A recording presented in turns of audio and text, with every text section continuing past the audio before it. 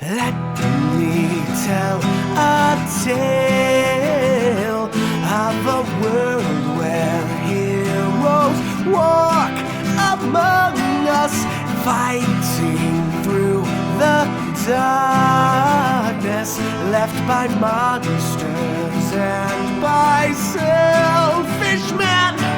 A tale of glory rent asunder, sacrifice and battles lost. Our heroes know not what awaits them, and still they carry on.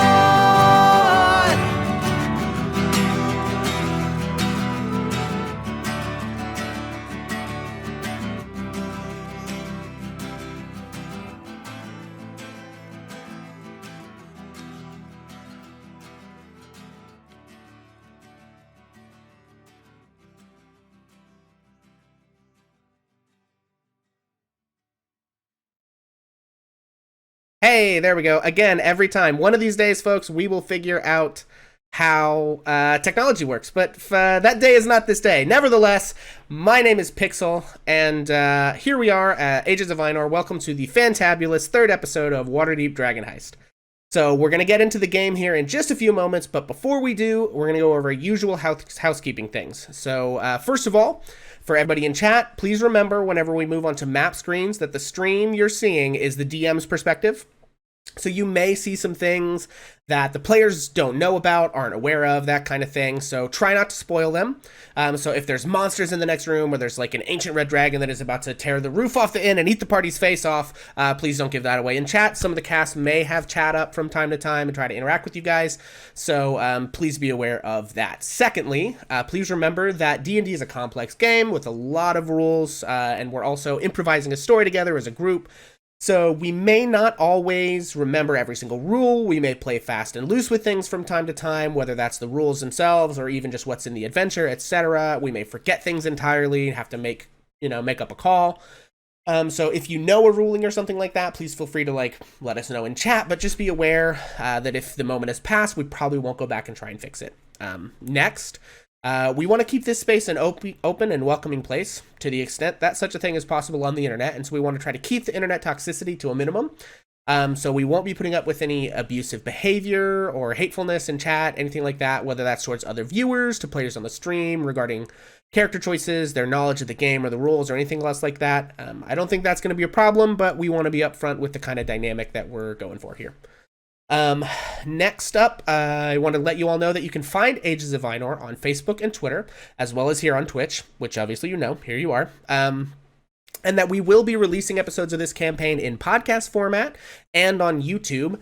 We should be up on just about every podcatching app that I'm aware of. We got confirmation this week that we are now on iTunes and Spotify and Google and Podbean and iHeartRadio, and a whole lot of different stuff that we managed to get it out there on. So anywhere that you listen to podcasts, if you miss part of the episode, want to catch it out, I'm usually going to be trying to get those out by about Wednesday of the following week if possible. So be on the lookout for those. And then next, I also want to say thank you all for the follows. It looks like we're up to about 54 followers as of earlier today. So we're well on our way to reaching affiliate. We just have to basically maintain our viewer average and stream a few extra days in the next couple of weeks. So this means you may see us go live with some things that aren't actually D&D related in the next month or so, but don't worry, we're basically just doing that to hit that requirement. We do plan to kind of keep this channel focused on D&D and tabletop role-playing content. So at the moment, we're really close to reaching that affiliate status, and we basically need to hit that goal of the number of different days that we stream. And so that's going to help us grow the channel and offer more D&D and tabletop content to folks, aside from just this one stream on Fridays. So we're still working on what we'd like this channel and community to look like long term. But for now, thanks everybody for tuning into this stream, taking time out of your weekends to hang out with us. So incidentally, we're announcing with that goal in mind, we are doing an extra one shot of D&D tomorrow night at 5:30 p.m. here on Twitch, same channel and everything. We have some folks from my regular Sunday home game and an old friend who had kind of moved away for a while, who's moved back to town and wanted to kind of play with us again. We'll be playing a one shot called The Workshop Watches by Leon Barolaro, from an excellent new D&D publication called Arcadia. We're excited to kind of try something a little different from our usual stuff, and hope some of you can kind of tune in for that. We will also be co-opting some of the Minecraft Monday streams from my Hammer and Pixel Facebook stream schedule and streaming them over here on Twitch instead in the next couple of weeks, just to make sure we're hitting up that number of days for affiliate. So don't freak out. The channel is going to continue to be focused on D&D and tabletop content once we've reached that goal, which should happen in the next month. So last thing before we get started, we're going to go around the cast, and if you would please introduce yourselves and your characters before we jump in. So we are once again going to start. My name is Pixel. I'll be your GM today, and we are going to pop over to Jacob.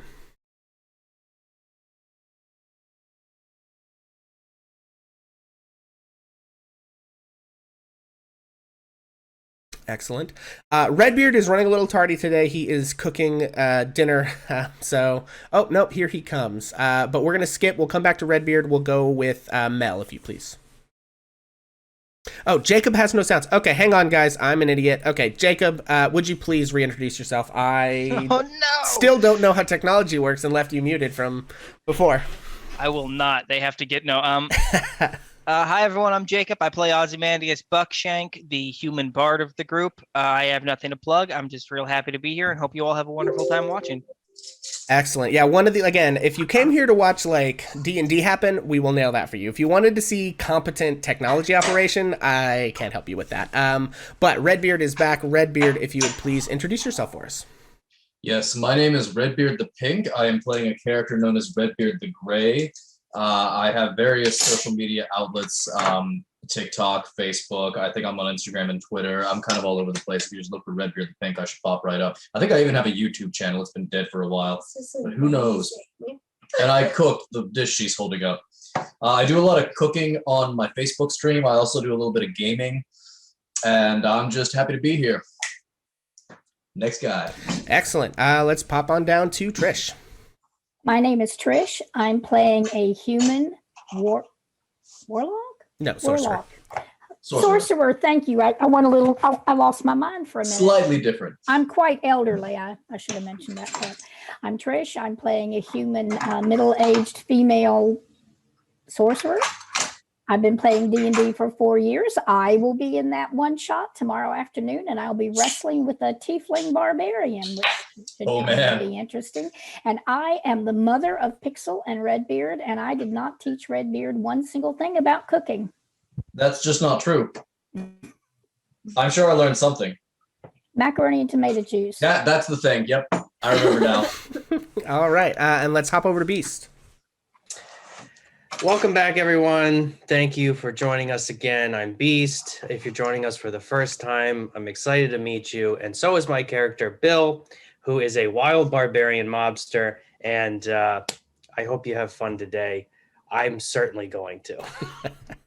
Excellent. And we will pop on over to Skull.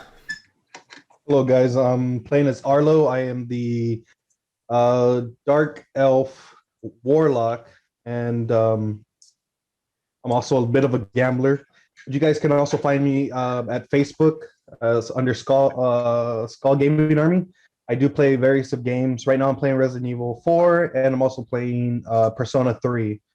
You guys can catch me there a little late, like around 7 o'clock or so. But that's about it, guys. Excellent. And Haley, please. Hi there, I'm Haley Comet. You can find me on TikTok on Haley__Comet.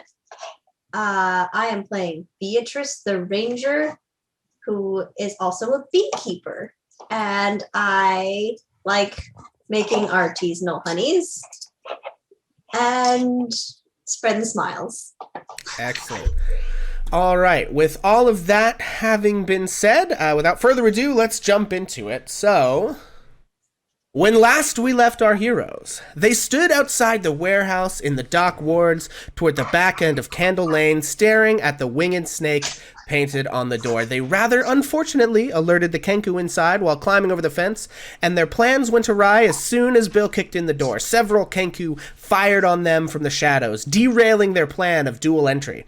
As they rushed into the darkness, Oz and Mel were both knocked unconscious by Kenku arrows. Arlo summoned his dancing lights, and Bill rushed into melee while Beatrice and Redbeard fired their own projectiles back. With half their number fallen, the Kenku broke and ran. Exiting through the very windows the heroes had prepared for their own entry before all hell broke loose.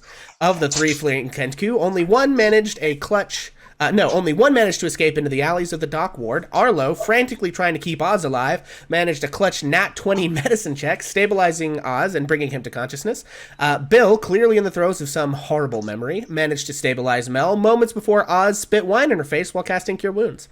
Mel woke up sputtering and remembering her mother, whom she had forgotten. The fleeing Kenku, weakened by Arlo's hex and projectiles from Redbeard and Beatrice, panted out, "Not again, not again," in perfect mimicry of Bill's voice, which roused Bill from his memories and back into his rage, whereupon he flung himself at the creature and he and Arlo crushed its brittle bird bones through the iron fence around the warehouse courtyard. Redbeard began the investigation of the warehouse properly, discovered the slain bodies of several Zentarum and members of the Xanathar's Guild, as well as a dirty and hungry Rainier Neverember, son of the former Open Lord of Waterdeep, Dagel Neverember.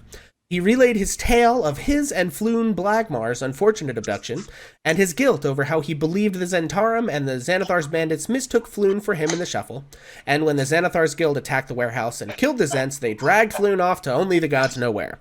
A rather boisterous city watch captain by the name of Eustace Staggett arrived at the scene, seemingly drawn there by the commotion, and determined that the characters were in the right and free to go, but admonished them to leave dirty business like this to the City Watch and keep the blood off the streets. Redbeard the Grey disappeared into the night to track down his own leads, while the rest of the group took Rainier to the Red-Eyed Owl for some drinks and mysterious but delicious chowder. They reconnoitered at the yawning portal, Redbeard having learned the location of a sewer grate supposedly leading to the Xanathar's Guild dock ward hideout, where Floon was likely taken, and then Oz made a deal with his friend Davil for a future favor, and Davil revealed that the leader of the hideout is a half-orc wizard named Grunshar, and that the entrance hallway reaches a roundabout, which usually has 2 guards observing it through arrow slits. Bill arm-wrestled Yagra Stonefist for a few more crumbs of information, and the party retired for the evening, too beaten down from their nearly fatal encounter with the Kenku to consider trying to save Floon that night. And so we resume our tale the following morning as our heroes awaken. So I'm going to go around actually once more, and if you would please sort of describe for me your characters waking up, a little bit of like their living situation, and this time we are actually going to start with Redbeard, who I have caught with his mouth full, and I apologize for that. Oops. Okay, so Redbeard wakes up. He's opted to stay in the tavern for the night. He doesn't usually do that, but he wanted to kind of be near the group so they can go ahead and strike out early in the morning. So he has stepped out of character a little bit and opted to stay in the tavern that evening. Penitence wasn't interested in rooming with him, it seems like, but he stayed in the tavern nevertheless. So he wakes up, goes down the stairs, just kind of throws himself together, and orders breakfast and waits for Oz to show up in the bar. Okay. And next we will go over to Beatrice. So I think Beatrice went back to her house, which is a bit of a hike because it's in the northern residential area. And she like tries to get a handle on her really like dark brown curly hair as much as she can before dressing and like heading towards the yawning portal to meet everybody. Okay. Alrighty, and we're gonna go to I think next we're gonna go to Mel, actually. Mel returned to the little apartment, tiny little room, and it's actually 2 little rooms, and she kind of has part of one of them behind the blue door. She moaned a bit through the night. She slept as though she had some bad dreams. Anyone who could have heard her whisper would have heard where was I? Where did you go?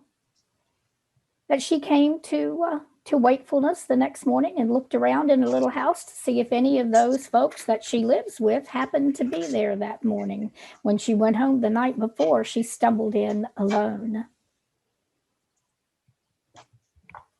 Okay. And then for the rest of you guys, let's see. Let's do Skull next.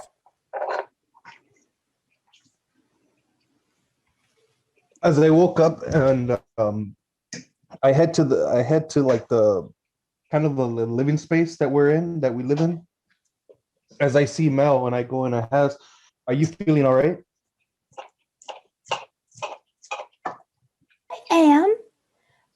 I didn't sleep very well. I'm fine this morning. How are you? I'm doing good. I'm just glad that you're okay from last night's adventure. It was rough, and I was afraid. We all were. Okay, I'm okay. Well, that's good. Now I wonder how Bill and Oz are how they're sleeping. I don't know. And she looks around at the other pallets that are kind of in the other room.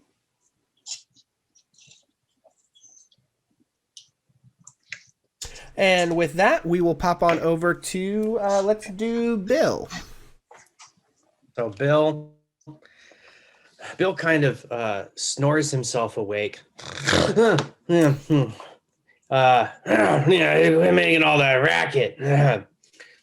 And he sort of reaches under his soggy mattress and he pulls out a delicate gold chain and puts it around his neck and kind of tucks it into his shirt. He kind of looks at himself in the cleanest bit of glass on the window pane to make sure he's looking nice and pretty. He's got a little bit of peach fuzz on his upper lip starting to form. Yeah.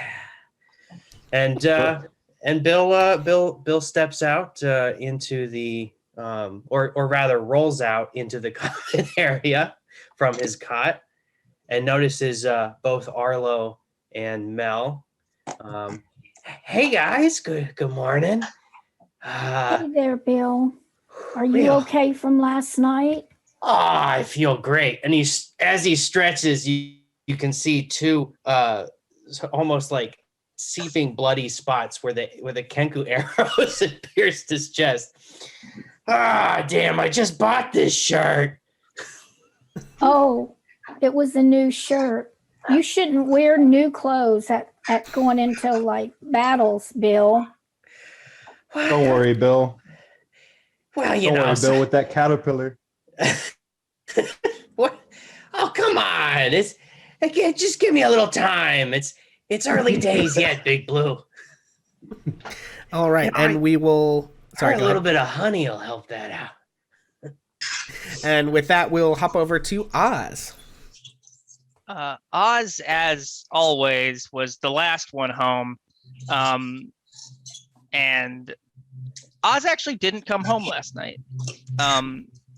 But the door opens and a very dirty, disgusting Oz in soaked clothes walks in. He's, good morning. He shuts the blue door behind him and looks at the group. I was busy. You sleep in a latrine? No. I think he slept in another puddle, if I should say that.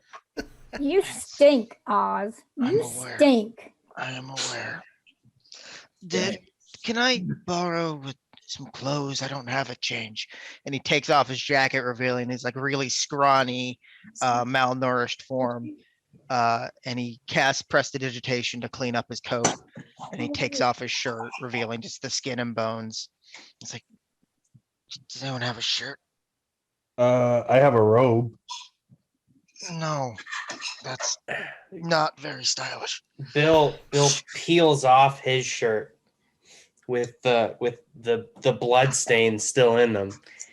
Well, it'll look better on you. He hands Agreed. it to Oz. Agreed. And Oz puts on this very, I assume, baggy. Bill's not big, but he's a little bit meatier, I think, than Oz for sure. Bristle. Yeah. So it's definitely like a baggy, it's like a bedtime t-shirt.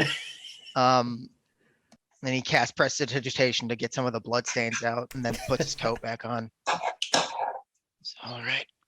I know where there's a used clothing store, Oz. If you ever have any money and you don't drink it all, then you could go and get something. Ooh. Oh, Are we gonna do this again right now? Oh, we're doing this. A man is missing. And you and stink. you were out drinking last night. And you know what else is missing? All the rent money I gave you. Yeah, it's not missing, it's invested. And it will have bigger dividends in the future. Believe me. Bill Like is how going to you grab. invested with Maloon. It worked out. Hey, the debt was paid. The Bill's debt was gonna- paid by Redbeard, not by you. Yes, but it was paid nonetheless. Oh, come on. We got other people paying our debts. Guys, we got a sweet thing going. We just got to keep at it. Mhm. No more money for you, Oz.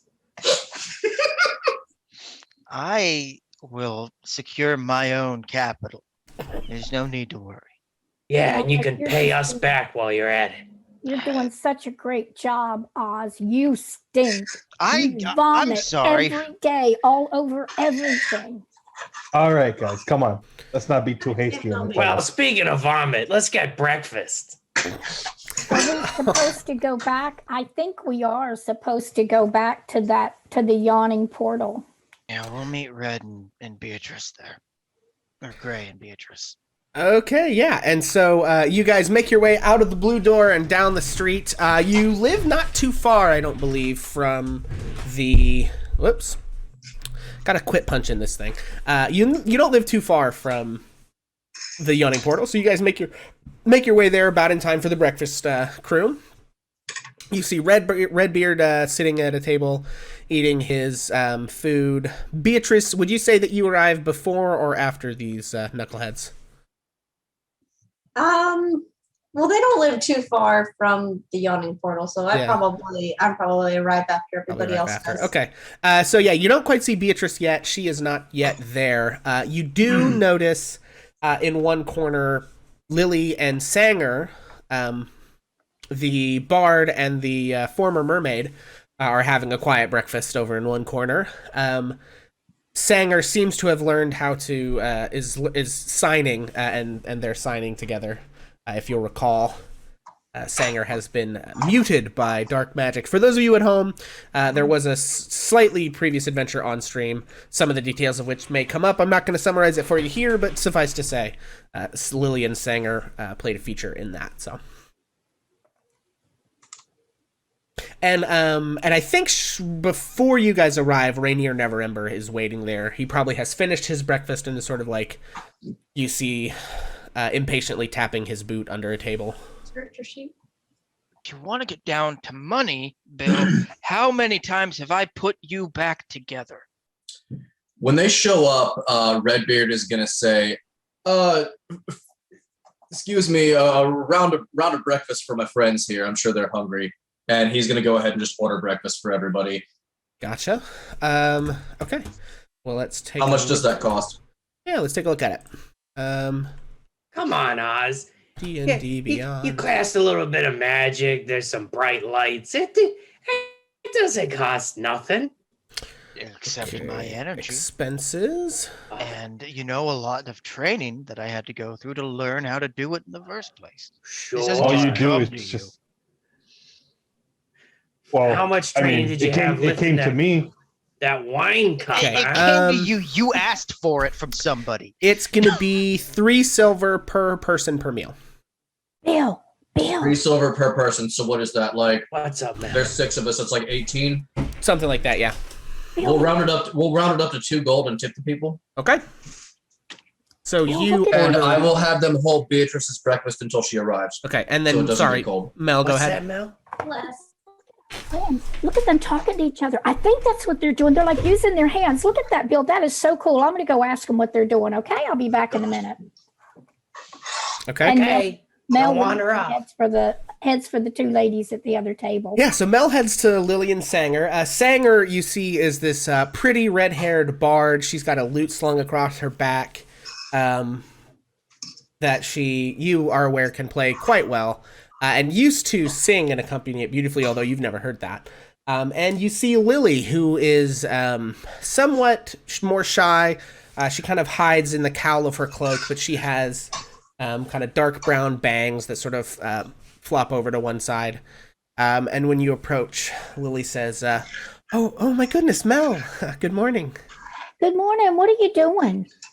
Oh, we're just having breakfast and chatting.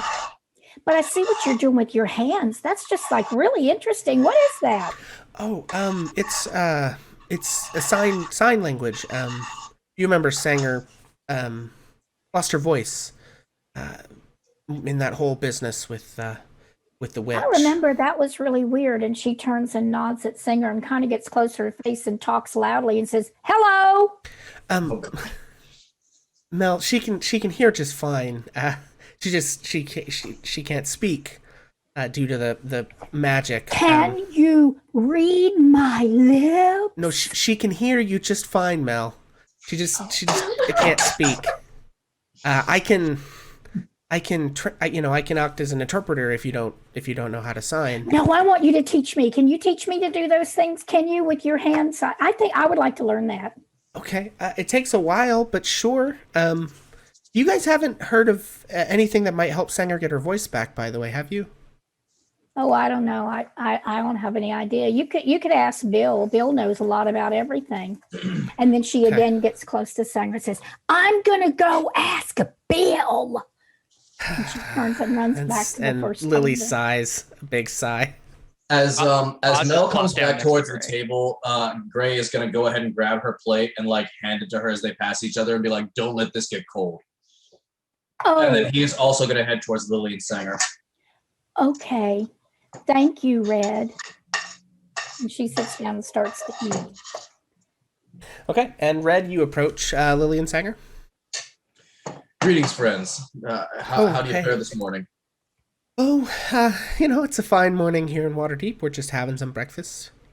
Excellent, excellent. I wanted you to know I haven't got any leads on your specific situation yet, but I am kind of chasing the cult that did this to you around town a bit, and hopefully, fingers crossed, I will have something soon. While we did get you back, I'm sure that nobody is quite satisfied with the resolution of that situation. And I would love to hear you sing one day, so I would like to see you get your voice back, and I am working on it. I just want you to be aware. Yeah. And they sort of like sign back and forth for a moment. And Lily says, Sanger would be forever grateful for that. You guys have already done so much for us, but we've been looking ourselves and haven't had any luck.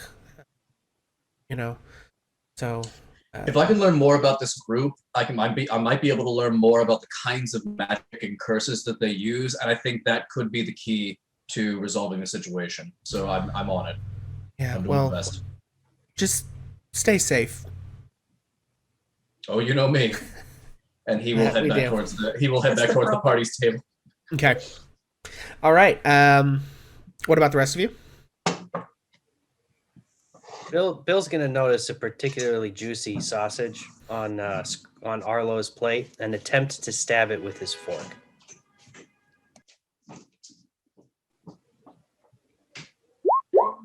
I'm gonna go ahead and try to like move the plate as quickly as possible. Okay, so that'll be a dexterity saving throw or a sleight of hand check, whichever's higher for you, Arlo.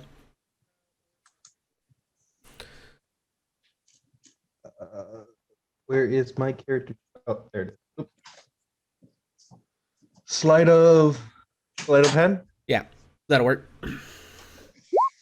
And right before he stabs at the sausage, he's gonna, or rather, as he stabs the sausage, he's going to ask, "You gonna eat that?" Yeah, and I Yes, think maybe I- given the high rolls that you guys have, like you both actually employ some pretty complicated like sleight of hand maneuvers. Like, Bill like feints in with one hand that has a spoon in it, doesn't even have a fork, and so Arlo like slides it very deftly to the side, just in the way of Bill's other hand that actually has his fork, and he yanks it away. While Oz is walking by, he casts prestidigitation to make the sausage cold. Yo. Okay, what No is love it? in What this is what does party. it look like when Oz Nothing but casts animosity. prestidigitation? Oz just like walking by, he's rubbing his head. He's got the worst hangover, it feels like, and he just kind of whistles a tune, and the wind from the whistle actually drifts by almost visibly. Yes. Like you can see the little musical notes in the air, Mhm. and it drifts by, and you just feel the chill take Yeah, over. whistle this sort of wintry little tune, and you can almost see the frost in the breath as it like chills the sausage that Bill just like punched. And so Bill, maybe make a perception check to see if you notice that this is if your elation has your elation at getting this sausage, like you're so happy that you managed to get this away from him. You put that sucker right in your mouth and bite down on a nearly ice cold hunk of sausage. You can tell that like the oil that had kind of like liquefied as the sausage and the fat cooked has congealed. You know what I mean? Like It's a little rubbery. Yeah. It's way more chewy than you thought it was going to be. It Oh, was and juicy a second ago, but now it's Yeah. just chewy. And Mel, As I look at watches- him and I'm, oh, sorry. Mel is watching this whole thing, okay, and says, "That is so cool. Can you guys do that again? Do what again? Play that game with the sausage. That was really neat." Oh my god. yikes. And Beatrice comes in You, at exact you, moment. you mean like this? Just As I like- put my fork on his sausage and tries to take it away. Sleight of Oz hand uses check. prestidigitation to make boy. it way too hot. Walks in on Sleight of hand what check. Excellent. conversation? Yeah. So Bill and Alec, or Bill and Oh no! oh no! I think I might have accidentally stabbed Arlo's hand. I think you might have accidentally stabbed each other. Yeah. Well, no. I mean, you rolled Oh, no. Okay, you rolled a it's a 19, Bill. 19. So Alec with the 1. I think you go to get the sausage. And Beatrice, what are you drinking this morning? After walking in on a conversation about sausages, she's probably just gonna just grab a cider and just Okay, so Arlo knocks your cider over right after you set it back down after a drink. No. And Arlo, come Durnan on, pipes man. up She and just goes, got here. I'm sorry, Beatrice. Can, It wasn't look can at what Oz you're doing. roll a And, dexterity saving Waiter, throw? waiter, I'll go ahead and take her breakfast now. yeah, no, I think it just, with the nat 1, I'm just going to say it happens, and Durnan pipes up and says, "Hey, listen, it's too early in the morning for that shit." Oz casts prestidigitation Sorry, on Durnan, this I'm so sausage, so sorry. it makes it way too hot. Not to clean up the juice, just to Just to hurt Bill. to eat the sausage. Anyway, as Bill is spewing flames out of his mouth, you have Bonnie who slides up and says, she comes up with like a rag and starts mopping up the cider and says, "Oh, now, sugar, listen, y'all, be more careful, all right?" And then she goes off to You can get... blame Bill. I hope Well, we didn't I think make we can all Durnan blame sad. Bill most of the time, if I'm being honest. And then she goes off to get another thing, and then Rainier, Neverember, who is sitting at a table nearby, pipes up and says, "Well, I'm glad to see we're all in fine spirits this morning." oh, I would have been in better if my cider hadn't been spilled. Oh Lord, I'm never. Good to sorry. see you. Yes, hello, Oz, Mel, Yeah, Beard so the Grey, Bill. how about a little Good coin for morning. saving your life? Huh? That's not his job. The other guy Bill. has to give us the Bill, coin. we I- didn't finish the job. We can't go shaking people down just because we happen to save their lives. I think As it's I worth get a up- few gold. As I get up to go to the bar to get another cider drink for Beatrice. I think I ordered her one about the time that one got Yeah, spilled. Redbeard did order one, but Oh, well, then I'll pay for that then, since it was my fault. Oh, many thanks, good sir. yeah. No problem. And so Bonnie brings that back by and sets it down on the Someone table, worried. and Rainier says, "Right, well, as for the payment, I mean, certainly I owe you a debt. I'm not terribly liquid at the moment, unfortunately. I suppose I could liquidate some assets, but maybe we can worry about all that after. You know what, man? Floon We're is just glad safe." you're alive. We are getting paid for saving Flume, and we have not managed to do that yet. We haven't finished the job. So I don't think you need to, you just be well. It's just good that you're here. We're glad you're safe. How about you sit down and I'll So order you some glad. breakfast? Don't stress I've, about it, really. I mean, if you really want to make it up, we could get drinks sometime. Yo, make a persuasion check. Damn it. Smooth. So smooth. Let's see if Beatrice is as smooth as honey, or if she's Oh, swollen no. like an allergic bee sting. Oh no. You get a +2 to that. Persuasion right here. Persuasion? Okay, yeah. 10. Okay. I think with a 10, he says, he sort of like looks at you and kind of, maybe he didn't notice how heavy you were laying it on last night because he was, recovering from near death. He certainly notices and he says, right, maybe we'll get a rain check on that, but, we'll see how we feel after Floon is, safe. It's hard to focus on a bright and happy future when your friend is likely being tortured as we speak. Oh, I identify with that. Me No too. information he doesn't have, by the way. Yeah. Bill, how do That's the you worst identify kind of with that? torture. What is life but torture, friend? I wouldn't know. Oh, And I ask him again, would you like to join us for breakfast? I'll buy you a plate. he gestures at the table nearby to his, he had breakfast. You can tell he was just kind of picking at it. Doesn't seem to have much of an appetite this morning, but he did have his own breakfast that he was pretty well finished with. Are you going to want your sausage? Oh, no, by all means. He Oh, grabs thank the you. plate and brings it over. Oh, okay. Yeah, because he's kind of standing up next to you guys' table, and so he just, okay. and you're kind of in between two tables. He just picks it up and sets it down in front of you guys. Bill's gonna lean over to Oz. So this Floon guy, you know him pretty well. Where do you think we should be looking? Well, we know he's in the sewers. We went over this last night, Bill. Sorry. I got knocked on the head a little bit, lost a bit of blood. Oh, you think you lost a bit of blood? Yeah, Xanathar's have him. He's in the sewers. There's a spinny bit with arrow slits. Grunshaw, half orc, spellcaster, shitty wizard. Oz, do you need another drink? I'll get you one. No. Yes, actually. What was As that? I wave over, it'll probably help you remember. And As you I guys, wave over- you did not have to tell. Like Bonnie had this. She already had brought the cider, but she was already on her way back with another drink for Oz. She knew as soon as he was like halfway done with the one to just be on the way back with the next one. Thank you so much, Bonnie. You are an angel. Yes, put it on Bill's tab. Bill's gonna take out a gold piece and he's going to put it in Bonnie's hands, and he's going to look her in the eyes and say, I don't want you to bring him another drink for the rest of the day. Oz takes out 2 gold pieces and puts them both in Bonnie's hand and says, I don't want you to stop bringing me drinks whenever I'm in here.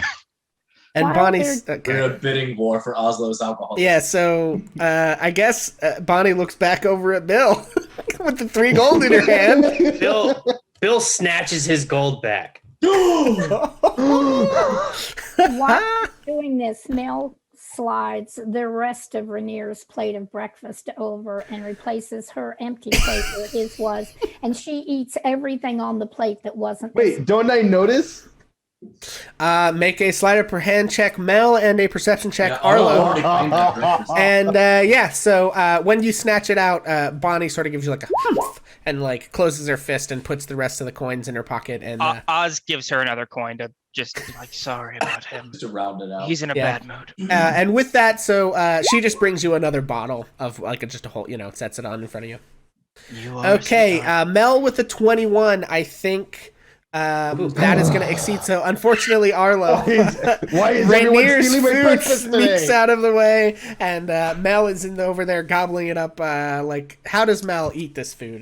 Because I mean, she had her own breakfast. Well, This is She actually is again very much sleight of hand and eases her plate away. And while she just ate her food regularly, kind of gobbled it. This one she's sort of subtly getting bites, as though she thinks someone might discover that she took that plate. I'm dying. I'm Arlo, sorry. Here. Her And art- Oz slides Arlo his plate, and he's like, I'm not hungry. Playing. Oh, finally, I can finally eat. Right. Well, listen, if you could stop playing musical plates and hurry up, a man is missing. Well, tell that Very to Bill here. expensive, man. This is Yeah. the catchphrase of this entire game. Right. If you could Waterdeep- stop doing this, a man is missing. Waterdeep Dragon Heist. Subtitle: A man is missing. A man is missing. Hey, Okay. Oz, you're looking a little green around the gills. Why don't the rest of you finish your breakfast? Oz, it's early in the morning. I promise we are gonna get your friend back. Oz, let's you and me get some fresh air. I think I need to take a walk outside. Yeah, sounds like a plan. And Oz walks outside with. And so does Redbeard. And before anyone else steals my food, I'm gobbling it up right now. Okay, fair enough. So Redbeard is gonna, kind of like wheel around as they leave the bar and say, "So Oz, you said you wanted to speak to me about something last night. I seem to recall." Yeah, I wanted to let you know that I appreciate you handling the debt with Maloon. But also I wanted to tell you that you didn't have to take care of it. I was gonna be fine. Oh, I see. So you were just gonna come up with 200 gold, doing what exactly? Fixing fights? I get by. Trust me. Okay. And if it comes down to it, if I'm good at anything, it's disappearing. So. Is that so? You know me. Well, Not an Oz, honest bone in my body. I'm pretty good at disappearing myself, but you know what else I'm good at? Work. Same. I'm good at what we do. Honest work. Listen, dishonesty is literally in my blood. You will. Look, man, I have a certain. I'm not entirely unsympathetic to your situation. All right, I have a certain set of skills. They lend themselves to subterfuge, espionage, thieving, even. But there are ways to get by with that set of skills in this city that don't involve rooking people out of their hard-earned money dishonestly. Bill, Don't sit there and act like you know who I am. I belong to an organization. I'm not a guard. Okay, petty crimes are not my problem. I know that you're fixing. I know that you're gambling dishonestly. I know that you are maybe a little bit wrapped up with some of the criminal organizations in this city, which again, up to a point, not my problem. Me and my friends, we mostly deal with more existential threats. All right, so petty crimes, little things, not my concern. Just make sure you don't make enough trouble in this city that it becomes my concern. Are we clear? Here's the thing, Gray. If you're more concerned with important things, then why are you chasing after some random drunk who got himself kidnapped? Well, I got a lot of irons in the fire, Oz. I like to give back to the city and do the right thing whenever possible, in whatever way possible. Yeah, well, I appreciate the help. I appreciate the debt. But I don't owe you anything. And don't act like you know me. I'm done. And Oz walks back in. Redbeard follows. Beatrice, how do you get your hair so curly? It really looks pretty this morning. I can't make my hair do that. Does like you do magic to that? I do not know magic. My hair just does this. It's really curly and unmanageable, and if I try to brush it out, I look like a swamp witch. It's really nice. I wish I could do that to my hair. I'm probably gonna try. I look at Bill and I'd be like, why can't you do that with your hair, Bill? What hair? What? As I stroke my majestic beard. Oh, Are you making fun of me? What, that caterpillar on your face? No. Bill hits the table pretty hard in anger. Guys, it's too Come on, I'm early just for all playing. that, and there's a man missing. Is everybody about to Yeah, I think we should go get him. Let's roll. Let's do this thing, man. I'm ready. Let's go. Okay. It's the right as thing to do. As I apologize to Bill, you know that I'm just messing around with you, Bill. Oh, I know, Big Blue. You just watch yourself next time. I will. I feel like there's an awful lot of animosity today. Right. This is a the lot of least hatred. cohesive party I think I've ever seen. Well, I hope we get it done soon because I'm going to go shopping for shoes later. Oh, that sounds fun. You know, I know a great guy down on Silk Road. No, should I'm going to probably- go to a lady shop and buy shoes. Considering how that last fight went, I think we should all focus on not unaliving. There is a man Before- missing. A man is missing. Before we do anything, I didn't get a actually, scratch. I don't know what y'all are talking about. what was that store we went by yesterday? Old Zablob? Let's swing by there, see if they have anything of value we can pick up before we go into another dangerous situation. Yeah, I think that went- place is not too far off from our destination. That's not a bad idea. Yeah. We need some potions and stuff. We can't just go out willy-nilly. You mean like we've been doing? It works. Been working for me so far. It works for everyone, but I mean, we can't Until it doesn't. risk another.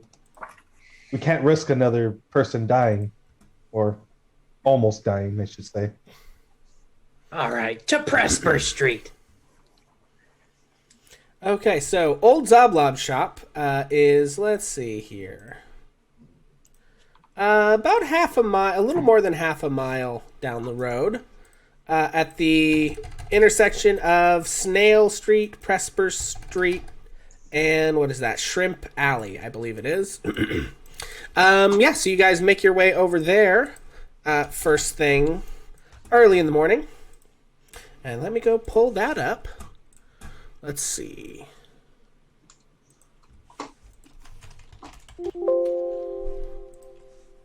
Yeah, so the Old Zablob shop. So you take a look at this place, and it has a deep purple facade, and in the window hangs a stuffed beholder. Above the door hangs the sign that says Old Zablob shop.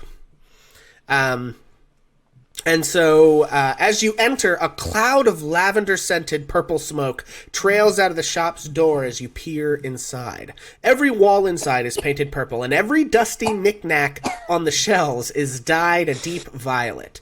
There's a hairless old gnome sitting cross-legged on the counter, wearing plum-colored robes. His cheeks are decorated with 9 purple face-painted eyes, and he lowers his pipe and exhales another cloud of lavender smoke Lavender honey. before raising a hand. Hail and well met! Come browse the shelves of the most curious curiosity shop in the world. How did you get all those marks on your face? He takes another deep drag on the pipe and blows it out. Paint! Paint. Really cool. I look, buddy. You got any healing potions? Like, can I make this simple?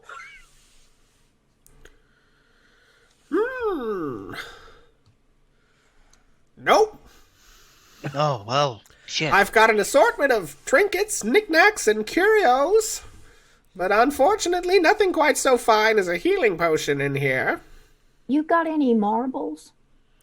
Any cat's eyes?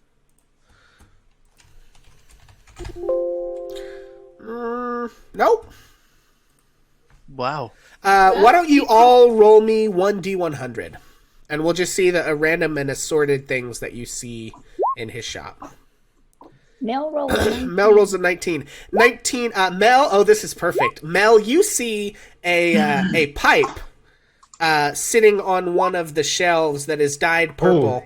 And you take a look at it and kind of pick it up and sniff it. It doesn't smell like anything has been burned in there, and you see this sort of little reservoir of liquid down in it. And you put it to your mouth and blow rather than suck in on it, and it blows these big purple bubbles out into the air.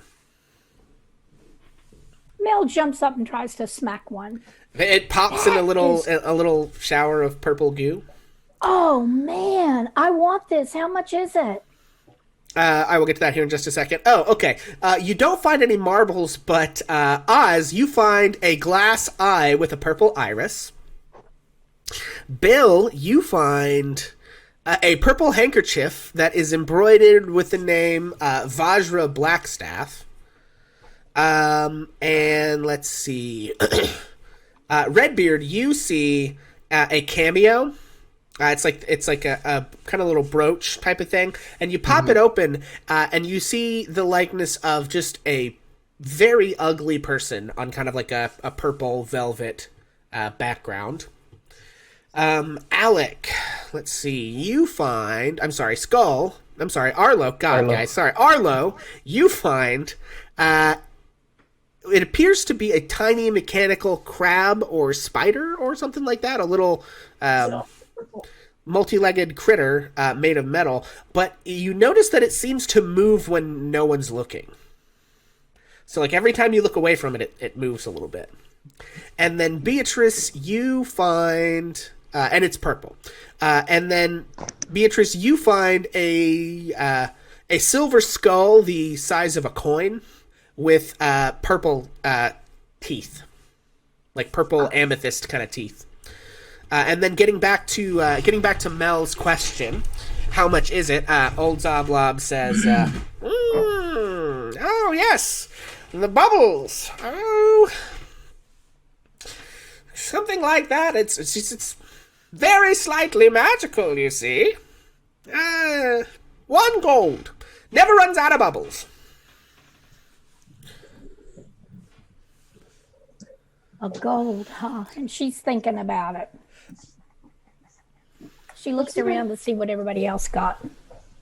And those are just the first things that draw your eyes. If you guys want to keep looking at the stuff, just keep rolling. There's more. I'm going to close the brooch and then open it again. It's the same ugly face. Same ugly face. I'm going to put that back on the shelf. Okay. I'll give you a silver piece for the eye. More rolls. Pam wants more rolls. Silver piece for the eye. Well, there's... Yeah, that's fair. All right, here you go. And Oz flicks a silver piece to him. He catches I it. really liked that eye. Oh, tell you what. I'll give you 6 silver for the pipe. If Make I a could persuasion check, yeah. You're gonna give it to me? Pixels random trinkets.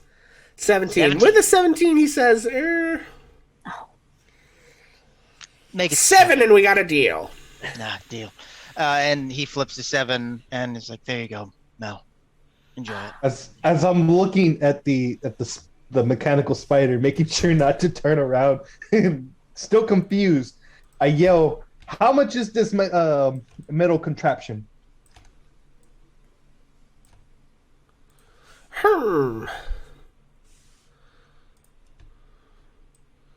Oh, that thing. 5 gold. Oh, it's really awesome, Arlo. I wanted it too. Don't look away from it. I'll give you 3 gold. Okay, make a persuasion check. Oh, man. I suck at this. All right. Why does the game Redbeard suck is at just shaking persuasion? his head disapprovingly at everybody spending money on this crap. 17. Okay, with a 17, you said 3. I think he'll go. Throw in 5 more silver, and 3 it is. Deal. Okay. As I pick it up, so I give you 4 gold. Okay. So I have. And then he'll give you back 5 silver from 5 silver pieces. from Oz's stash.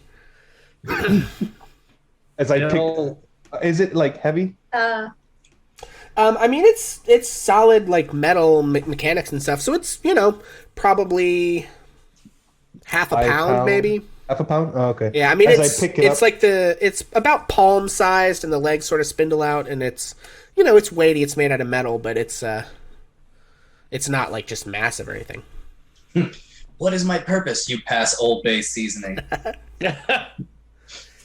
Bill Nice. is going to take the purple scarf, and he's gonna wrap it around and sort of tie it jauntily around his neck.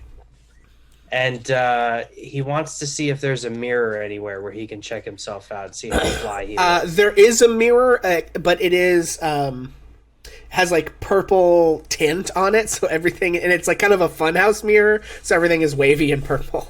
That Why is works. everything here purple? So Bill's That's gonna just check himself. how we do. And he blows another plume of smoke into the shop. Bill, Yeah, Oz, how much do I owe you for this? Was it a silver? Me? The Oh, eye. You don't. Oh, the eye's mine. I'm keeping the eye. You get the pipe. Okay. But you don't owe me anything. Don't worry about it. I borrow enough money from you anyways. And he Bill's pockets the eye. I won't talk about it the next time you puke all over the place. Go ahead. Everyone else will think you're up to something. I go over to Bill where he has the purple. It looks good with your gold chain. What? Oh, shoot. What gold chain? And he readjusts the scarf to kind of hide the chain a little bit. Hey, Beatrice, what do you got there? Is a skull, but she puts it back, and I rolled another one. It was 52. Rolled a 52. Okay, with a 52, you see 2 toy soldiers, one with a missing head, and they are laid out in like, one is kind of in a lavender uniform and one's in like a deep plum like military uniform, but the lavender one is missing a head. Huh. Hey, what's your favorite color? To the shopkeep. It's green. It's fucking purple. All right, Bill's Bill's gonna spews walk. another plume of that lavender smoke into the air. Bill's gonna walk back over to the counter where this guy's propped up, I assume, and he's gonna slap 2 dull copper pieces on the countertop, and he's gonna say, "I'll take the scarf." Okay, make a persuasion check. What about an intimidation check? If you want to go for intimidation. 13. With a 13, he says, sorry, couldn't let it go for 2 copper pieces. He picks them up off the bar and like rubs them together and says, replace them with silver and we've got a deal. And he puts them back down on them. I give him the 2 silver. Bill scoops up the 2 silver from Arlo and the 2 copper from Zoblob, and he takes one of the silver and puts it back on the countertop, and he says, "I'll take the scarf." Okay, make another intimidation check. Okay, all right. And Zoblob sort of eyes you, breathes in deep in the pipe, and blows it right into your face, and by the time you're done coughing, he's sort of leaned back with his arms crossed, pipe in his mouth, and you can see he's rolling the coin between his knuckles as he kind of has his arm, and says, "Fair enough. Pleasure doing business." How much for the stuffed beholder? Oh, Oh my gosh. the eye tyrant in the window is not for sale. Sort of our mascot, you see." Do you have like a smaller, shittier one? I don't, but I've got a bunch of purple fabric and some thread if you want to make your own. I'm not much of a seamster. Arlo with a 16. I wanted to check again, but I got a 16. I still wanna 16. check that. This is amazing. I love this.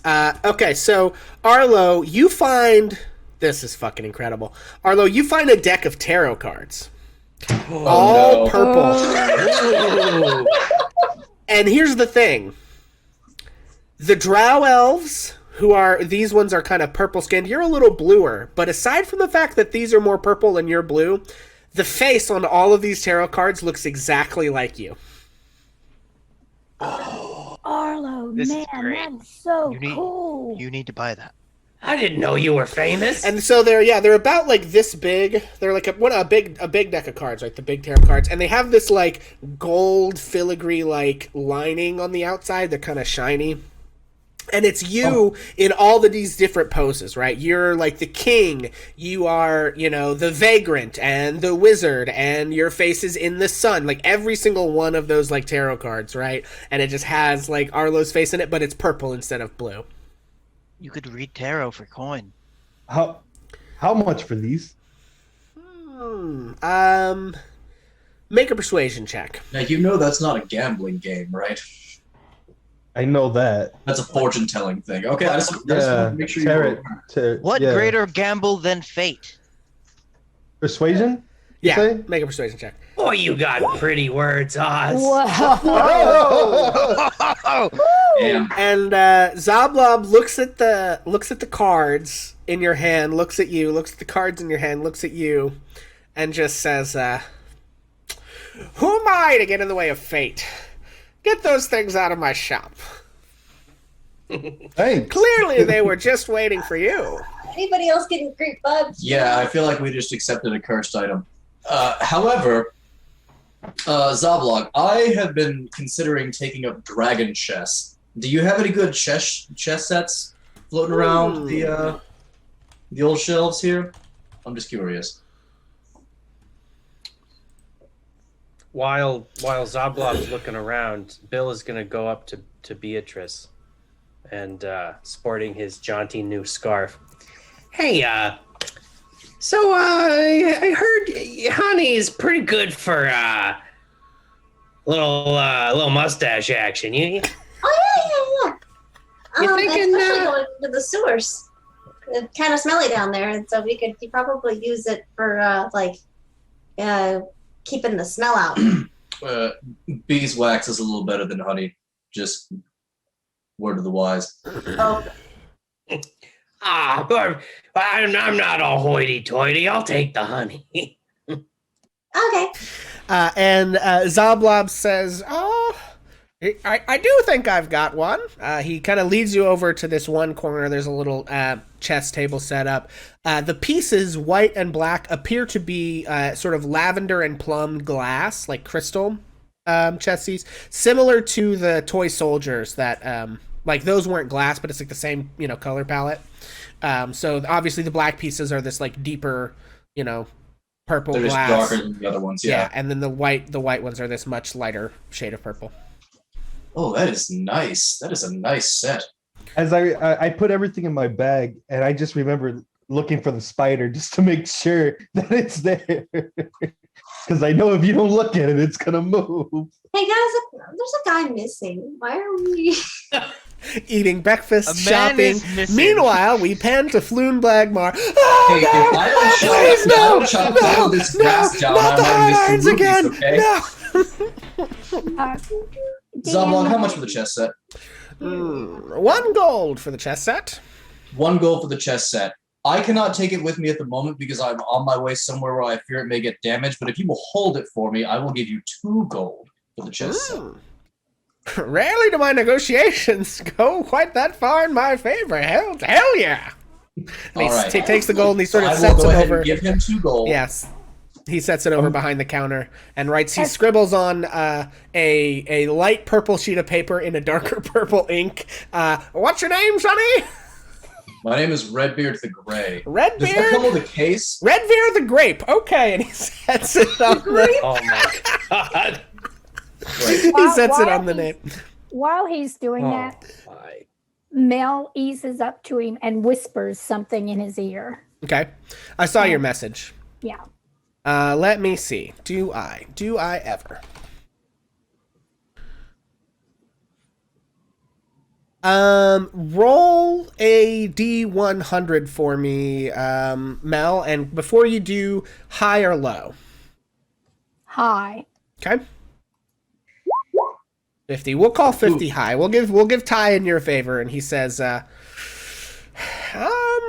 it depends on what you're looking for, but I might have something up your alley. And he kind of walks you over to this other part of the shop and digs around in some of the junk a little bit and finds it's actually like a case with several in it. Yes. And they're like varying sizes and tooth thicknesses, and they're all made out of this kind of like stone, but with this like veins of like purpley mineral in it. How much? I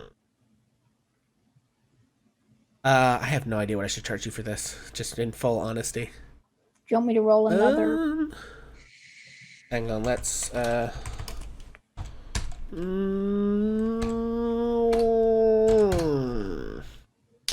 wow, these are mighty fine, and it is a full set, and they've got all their teeth, so 8 gold. Okay. And she, without anybody being able to see, she takes it and hides it Okay. in her new skirt. Alrighty.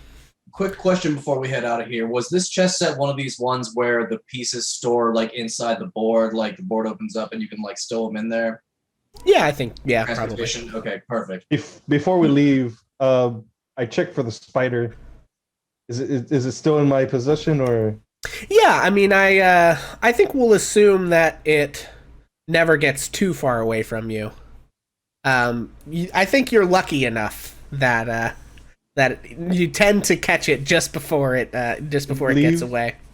I'm gonna roll another one just to check around the shop one last time before we leave, like fully leave. Yeah, give her a rip. 96. Whoa. Okay. Nice. What do we got? 97 and a 96. Okay. Not even that Wow. bad. Okay. So you see, back up above, kind of hung on the wall behind the bar or behind the counter, is a black pirate flag with a dragon skull and crossbones embroidered into it in purple. Do I kind of recognize it? I should say from. I mean, it's obviously like a pirate flag, but it's not any particular. It's just like a fancy. It's not like a ship that you recognize or anything. No, it's just, it's just a purple dragon skull and crossbones. Man, I could keep throwing funky trinkets at you guys all night. You'll just spend do all this your money for here. Yeah, we should, a man is missing. A man A man is missing. You all hear for the hear Volo say in your mind's eye. My mustache aside. My man is missing. How much for the pirate flag up there? For the flag.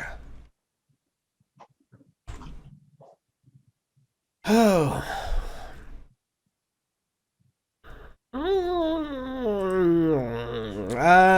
Give me another D100. Tell me high or low. I'm gonna say hi. Okay. Okay. Hey, that was not. No, I don't like that one.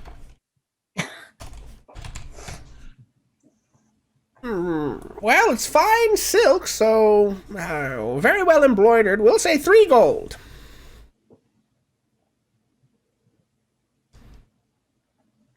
As I look at it again, I'll give you 1 gold and 5 silver.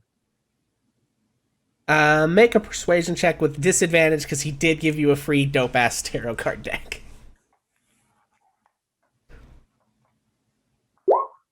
Oops. Oh no. He says, I just couldn't let it go for less than 3. I give him the 3. Okay. All right. Redbeard exits the shop. And Rainier is hot on your heels. He's been standing cross-armed by the door, like tapping his toe this entire time. Bill grabs Arlo and he pulls him towards the exit. Come on, buddy. A man is missing. A little That's the first time. sidetracked. As I put the flag inside my backpack, I should say, or my little bag, I take the spider out just to make sure it doesn't leave as I'm holding it. Nice. You could like tie it up in the flag. Anyway, Beatrice, you were going to say something? Spider is Yeah, gonna be like the spiral fossil or whatever from Twitch Plays Pokemon. Yeah. Is it still there? Is it still there? Lord Helix? Helix Now- fossil, that's what it was. Yeah. Here's the thing regarding the man who is currently missing. They're not gonna kill him. They think he has the stone, right? Like or they think he knows where the stone is. So at least we know that he's probably alive. They Oh, are the guy must probably be torturing him. him. So for that sake, we should hurry. But we are still dramatically underprepared. If you don't, by saying. We gotta find an apothecary on the way. I'm sure there's one on the docks. There's everything on docks. I don't want half piss in my healing potion, Oz. Okay, Oh, then let's go up to the trade ward. I'm gonna roll kind of an urchin check. I don't know what you want it to be. It's probably Okay. intelligence, but I'm just gonna try to figure out if I think like if there's a potion shop or a magic shop on our way to the sewers. I would like to know that. Okay. Oh, whoops. That was Beatrice rolled that, but Oh, okay. that was Was that your sheet? it was my sheet. Yeah. Okay, and you are here. What are these things? How do I see what's wet? What are you looking at? I look at that interactive map of Waterdeep and see if. But there's all these dots, but I can't see what any of them are. Pink is stores. Red is taverns. Pink is any business. But White does it- is a street. How do What district are we in right now? We're in the dock ward. I'm still in the dock Yeah. ward. Okay. Oh, okay, that'll work. All right. Okay, so you guys. I do know that there's one on the Spectre Walk if we want to go into the southern ward. Let's see. Dock Ward, you guys are at Couple of Zoblobs, which I lizard had folk. pegged here. Yeah. Is that's it where they put possible Zablob. we Okay. could just It can sort even of be a little montage out of the this? way. I don't want to go too far out of the way, but like as long if there's one like near-ish by. Do we Yeah, mind I remember. montaging this so we can get to the sewers? Yeah. Yeah. I don't think there's one really on the way. Where did you say you thought there was one, Oz? The Spectre Walk in the southern ward. It's just to the right of the market. It's called Vertus's Potion and Poisons. Okay. Yeah, I mean it's a ways out of the way, but you could definitely make a detour over there. Look, guys, I think we just need to try to keep our shit together. There's not a potion shop anywhere near here as far as I know, but our destination is fairly near here and we should probably get going. Not worried. He may be alive, but if they're torturing him, we want to cut that short as quickly as we can. Yep. Agreed. All right, let's go. No time. Okay, so you guys make your way down to, I think it's on the Smuggler's Run, we'll say, here kind of close to the city wall and the sea, down in the south part of the dock district. And I will go ahead and drag you all over to the map. Actually, I need one of these. Hang on 1 second. I forgot to grab something. Gelfurl's Trader is right here. That's a big general store. We can just montage seeing if they have potions there. I guess they would have standard healing potions. Let's see. They have They have 1 standard healing potion, and it costs 50 gold. Oh, And let me see here, folks. I have Well, I would have I 50 think we're gold just gonna spending have to- money. this. That's on a crab. I didn't spend it on crab. I spent it getting Oz out of trouble. No, I wasn't referring to you. Bill's gonna attempt to haggle for that potion. Okay, make a persuasion check. Intimidation. Yeah, no, with a 12, no, it's All right. 50 gold. All right, then he pays 50 gold for it. Okay. All right, I great. don't- That means that I'm not the only one who can help people. Money. And he is going to give the potion to Mel. Mel, I need you to hang on to this. If I can't get to you, I need you to drink this potion as quick as you can. You got it? I got it, Bill. Thank you. And if I'm seeing stars and bleeding out, just shove that junk in my mouth. That won't happen, Bill, but okay, you can count on me. It just in and around my mouth. I think in your mouth would be better, Bill. Well, I won't be picky.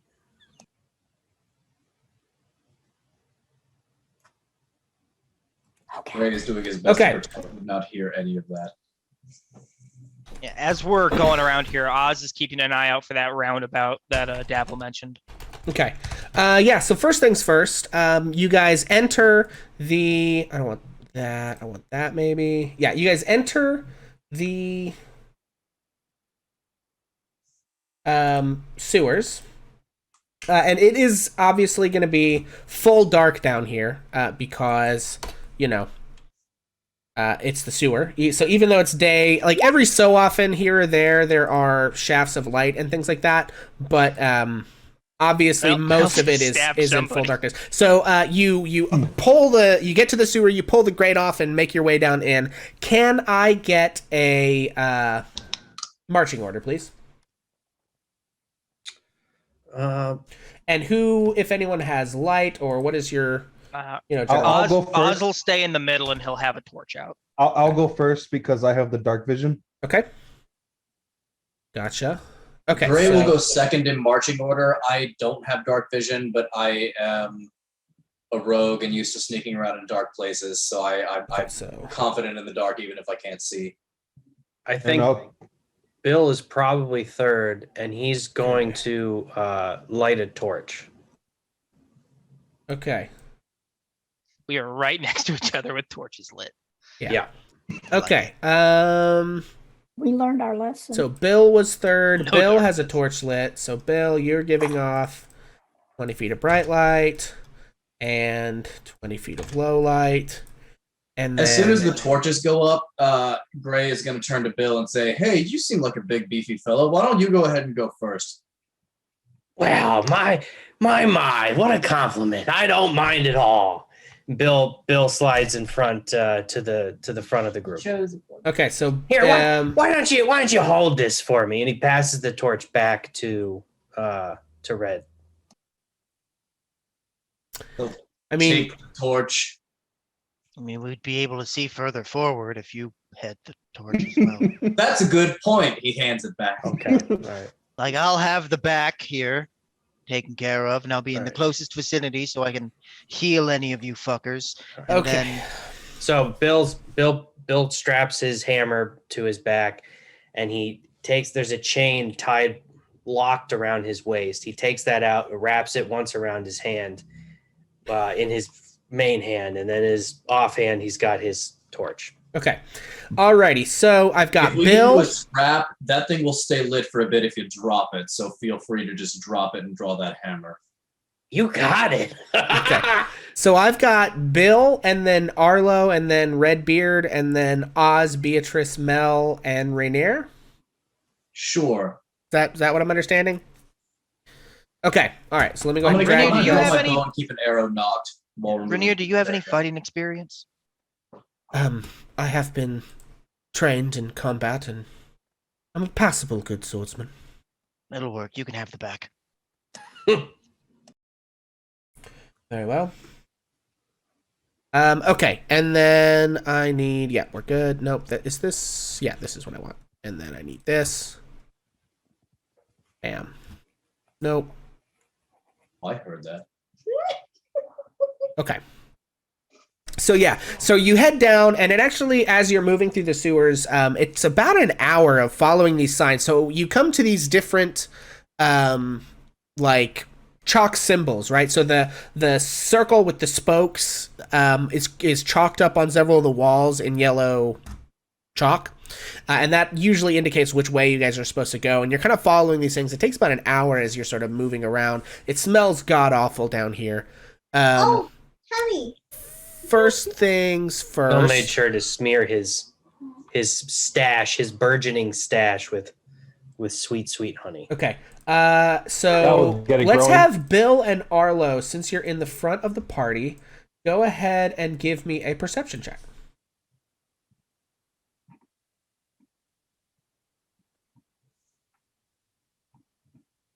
Oh, the sting of this place makes my eyes water. I could just see just fine, I believe. Okay, so Bill, you don't notice it, but Arlo, your superior dark vision allows you to see that just kind of at the corner of an upcoming intersection, and I'll go ahead and drag you onto the map here. Can you guys see? Mhm. Okay, let me pop over for these guys. Okay, Super dark. Okay. Wait, do I have full health now? everyone took a long rest, so yes. Okay, Mm. so Arlo, just at the edge of your vision, your dark vision, you can see in the distance a what appears to be a spherical, sort of grapefruit-sized creature floating near the symbol with a bulging central eye and 4 little stumpy eye stalks. Have we seen this before? Or have we seen this before? You can make an Arcana check, but it's pretty unlikely. I'll go ahead and do that. 14. Yeah, with the 14, no, you're not really sure what that is. Go ahead. Go ahead. No, you go. Yeah, I mean, you guys are coming up on it, so I stopped. it's I going to stopped notice the you whole here in a group. second if you don't do something. I stopped the whole group and say, "Stop! There's something all the way over there on the edge of the corner." I'm going to take a quick round to use my turn and shift my senses into the bat and look where he's pointing. Okay. Yeah, okay, so you guys, I didn't put it on the thing. Bloop, bloop, there you go. You can see that. And let me go, I actually think I have a handout, maybe, perhaps. Mel stays where she is in the group, but she twirls in the air with one hand being lifted up, and she shimmers just the smallest bit and puts on mage armor. Oz draws his rapier while he's at the ready. It's a baby hole. Okay, well, I think you guys are close enough here that the noise of you guys preparing, it's putting your stuff into the senses into the bat, Redbeard. You can definitely see this thing over here, as well as Bill, you can see it. So you see this creature, this green lumpy creature with the central eye and the 4 eye stalks. I think as you guys draw your weapons and everything, it hears you and prepares for combat. So we're just going to roll flat initiative on this one. So bloop. Right. Oh, I need to. Okay, please give me that. I'll go with the first one I rolled, which was actually a 16. And then I will roll for this guy. Bloop. Excuse you. Did that roll? No. Okay, there we go. Who am I missing? Anybody? Me. Okay, Mel. Sorry. Did you roll and it just didn't go on? No, I haven't rolled yet. Okay, I'm sorry. I was that's okay. figuring out my temporary AC. Also looks like Gray and Beatrice aren't in the order. Okay, I rolled a 12 and I You just clicked rolled on a 9 myself. and I rolled a 13, so we should be in there somewhere. Yeah, I'll just add you manually. Okay, mine was a 12. Mel was a 12, and she's not in the order. That was a 12. Okay, so you can see where you are. You're on about a 5-foot wide little pathway that kind of runs up the side of the sewer. There's about a 15-foot canal of sloshy sewage. You're not really sure how deep it is. It kind of takes a left turn, and you can tell that the yellow spoke you're supposed to follow is kind of pointing you this way, it seems. And there's a 10-foot, puddle of shit, basically, and everything else flowing the other way. And this thing is just across of there from you. And then starting at the top of initiative, we have Rainier Never Ember, who doesn't really have much he can do from the back of the party. Incidentally, I need to pull up his character sheet. He doesn't have much he can do from the back of the party. He's just going to draw his rapier and say, uh-oh, I've lost somebody. Oh, yeah. Okay, so Redbeard, blue screened folks. How far are they down in the initiative? They are a ways down the initiative, so we are just going to keep rolling. Rainier doesn't have much he can do. Arlo, you have the initiative. Sorry to everybody that all our faces are in the wrong places, but we're just going to wait till they get back in, and I'll fix it when they pop in. I will go ahead and use... Don't I have it? Oh, here it is. Eldritch Blast. Okay. Let's see. Yeah, I mean, you can see it because I told you that, so you have line of sight. So yeah, go ahead and roll.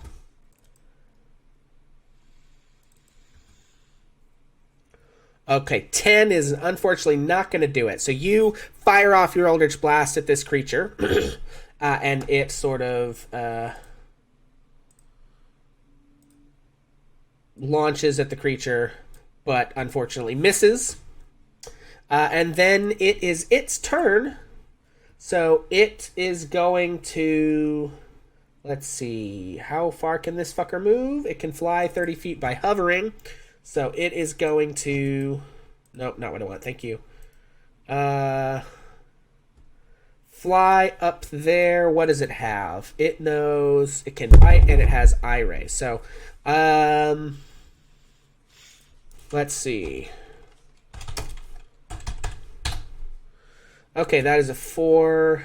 Okay, so Bill, because you're in the front of the party, I would like you to... this is fun. I would like you to make a strength saving throw. Oh, he's great at those. 24. Okay. This creature, one of its eye stalks turns at you and hits you with this shimmering purple light and tries to telekinetically lift you up and throw you into the sewage a good 30 feet, but you grab onto maybe a grate that's slightly rusty and just hold on, and your strength is more powerful than its gaze, and then it turns and looks at, let's see who's next.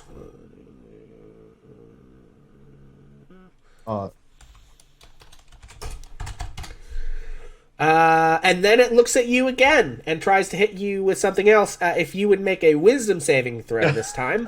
That's something Bill's not very good at. Oof.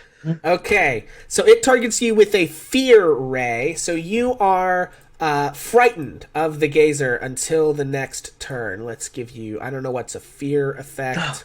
No. We'll say, we'll use that for frightened. You're frightened. Okay, so as this thing fixes you with its eye, in its mind, you just hear, you're reliving all these horrible memories, except with this little creature in the, just in the back corner of the memories watching you. You are frightened of the creature. And Oz, you are up next. Oz, damn it! All right, and Oz shoves his way up to the front of the party. As he passes Bill, he pats him on the shoulder while he's cowering, and is, "You've got this." Gives him bardic inspiration, and then Oz is going to make a rapier attack. Okay, nice. Let her rip.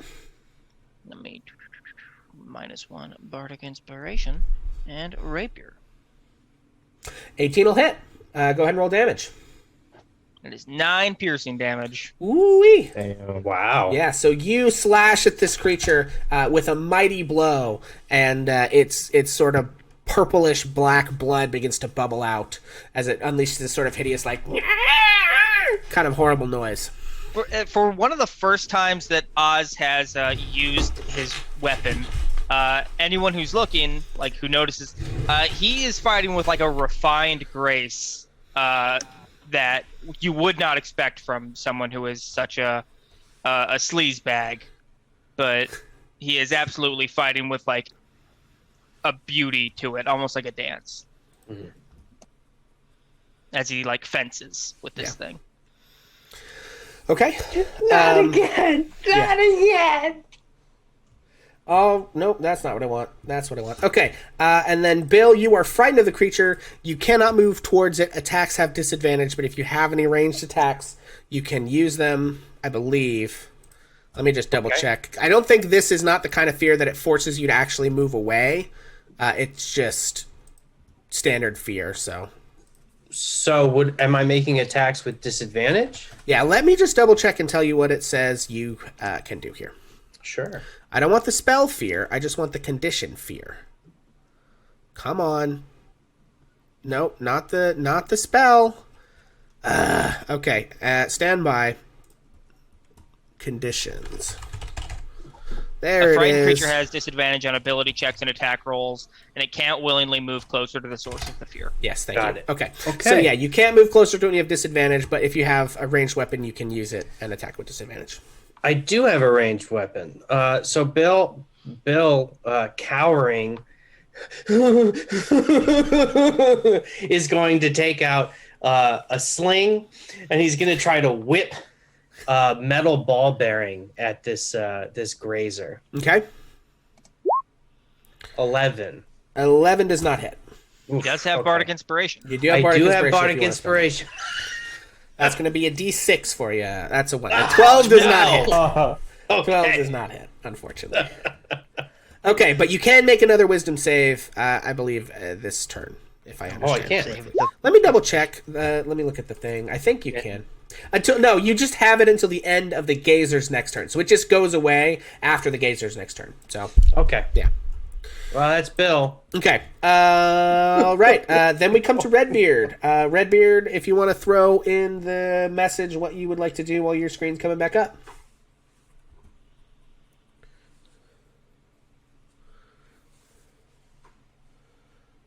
Okay. All right. So you are going to move the bat up, have it use the help action, and then grant you advantage on the attack. Is it okay? Do you want to just roll dice and tell me what you roll, Red, or do you want me to roll from your sheet?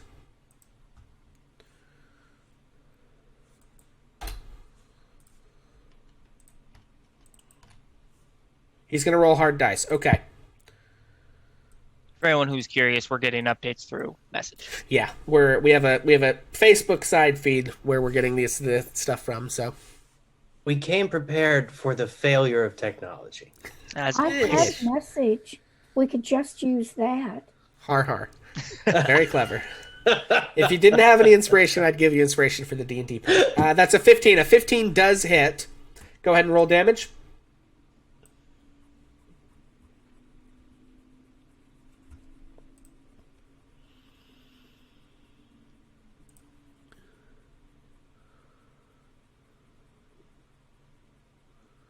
I mean, this thing's pretty small, right? Like, it can't have that much health. Yeah, it's grapefruit size. 2d6 plus dex.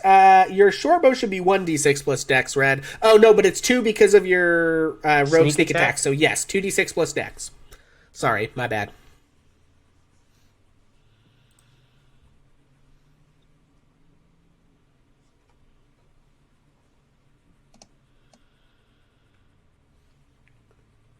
Seven on the dice. Okay, well, I would ask you how you want to do this, but you're not here. So you fire and puncture the central eye of this creature with your bow as your bat sort of like swoops in and like uses its feet and teeth to sort of like distract one of the eye stalks, and all the other eye stalks sort of like zoom in on the bat and start trying to like bat it away. And while its attention is diverted, its main central pupil is just pierced by your arrow, and it flits down to the ground.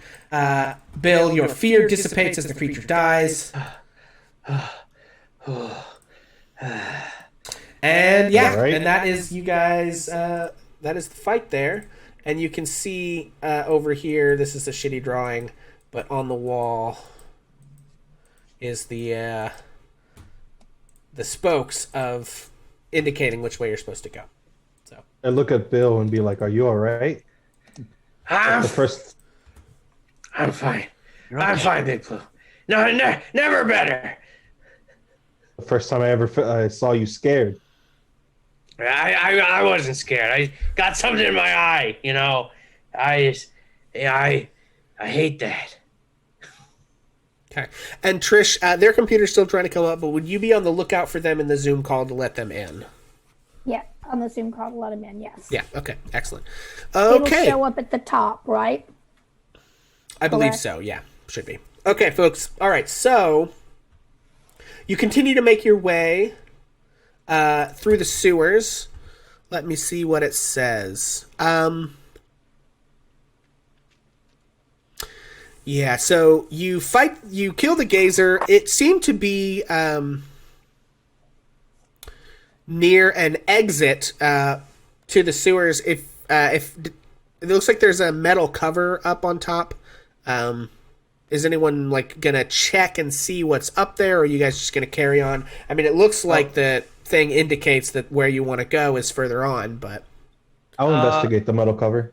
okay. Do we have any other knowledge on where this roundabout where they have guards at is? Like, I mean, did we get any update other than it's somewhere in the sewer? Yeah, it's somewhere in the sewer, and they told you. I believe they told Redbeard that he needed to follow the yellow chalk symbols, and so that's what you've been doing so far. Got it. Bill's gonna kick the gazer into the sewage. Nice, excellent, love it. And it floats away and disappears. You need a drink, big guy. And Oz offers the wine to Bill. Okay, and He then snatches it up with a shaky hand, sniffs it a little bit. I can't smell anything in here, so and then That doesn't smell good. Arlo, I can't tell the difference. Arlo, so you go down and you have to kind of cross around the there's like a walkway and cross around over, and you look up the ladder and you kind of open the metal cover, and you seem to be in the cellar of a tavern. There's like various kind of kegs and stuff, but nothing really of value seems to be down here. As I say, I want to fully check on the tavern. What do you see over there, Big Blue? As I go and shh, you never know what might be up here. Well, what does it look like? Well, it looks like a tavern full of kegs. As I pull myself up from the hatch or the Oz ladders. use his encyclopedic knowledge of every bar in the dock ward to kind of Sherlock Holmes where he is based on how far they've traveled through the sewers so you far. can make an intelligence check. It's going to be pretty tough to I follow don't think the I would be streets good. above. I'm going to but- say it's a DC 17 to know Okay. which one it is. Hey! Jesus! Oz, the sort of, it's like the counting cards scene in The Hangover, right? Like his brain, the numbers are floating. You see like Google Maps of Faerun maps pops up in this little blue line, and it travels under the sewers. Oz and he gets the goes, faintest whiff of like their specialty Yeah. drink or whatever, and he's like, and he knows that it is the Spouting Fish, a tavern in the dock ward. Oh, this is the spouting fish. Yeah, and sure enough, Arlo, as you peer around, you are in the cellar of the Spouting Fish. We're on the Way of the Dragon, corner of Slop Street. Yeah. might be able to get something before we actually leave. Well, Is there let's- anything that I can grab before I can leave? Before I leave, like Make an investigation check. oh, not another one. You're the one that keeps looking at shit, my man. 22. 22. Yeah, sure. There's a cask of what seems to be very fine ale. As I go and grab that, as I go back down to the, well, That's I'll grab- pretty heavy. Yeah, that's if you're Oh. talking about like a 2-gallon fooder, then that's still gonna be like 20 pounds. Yeah, it'll take up most of the space in your backpack. You might have to jettison some things if you want to. How about we just leave it here and we grab it on the way out? Yeah, let's maybe keep this as an escape route in case of an emergency. All right, we can do that. Let's see. Okay, Okay. mark this place. Yeah, will I remember this place, or will I mark it, or can I mark it? Yeah, you guys can remember this place. I mean, you just follow the yellow signs back that you followed in, and you'll come across it, right? Oh, okay, yeah. Leave the cask of ale so we know if we're running a bit fast, we know exactly where to get out. Okay, and so you guys make your way farther down the sewers, whereupon you find yourselves in another hallway. Okay, so marching order once again was who now? Bill, Arlo, Me. Redbeard. Oz. Beatrice, Mel, was it? It's Oz, Beatrice, Mel, Rainier. Rainier. In here. Oh, okay. Okay, and Rainier then bringing the up people, the rain rear. Hey. Okay, and the Hey, people that's who had good. torches. Bill had a torch, yes? Bill has a torch. I think Oz that's has a torch as well. Bill and Oz have torches, 20-foot bright, 20-foot dim, bloop. Oz, bloop. Nope, not night vision. Nope, Oz not can limit see vision. everything. Bright light, 20 feet. Oh, we're getting some stirrings in the 20 Zoom. feet. Oh, are we getting some strings in Zoom? Okay. Mission is... Need to... No, that was right to begin with. Okay, I think... We're back. Hey, nice, yay! Hey, All right. Let me turn the media down so we're not tunneling y'all. Whoops. Oh, you We're You sorry guys you are missed sure the been part where they quiet cut this- off your leg. Okay, well, This is a hooray. stealth mission, Bill. Shut the fuck up. We are back with our friends here. I will give us a +2 for the for you guys making it back. Okay, so you are in a it has narrowed down to a single 5-foot tunnel, and you are having to kind of slush your way through the sewage itself. With Bill in the front, up ahead of you, let's take a look. What can Bill see? I just bought these boots. Bill, okay. would you stop Oh, saying very everything so 40. loud? Okay. Yeah, so in terms of traveling, how are you guys trying to be sneaky? What's your plan here? Yeah, We should Bill's definitely be gonna quiet. sneak. Okay, great. Excellent. Let's get stealth checks from everybody.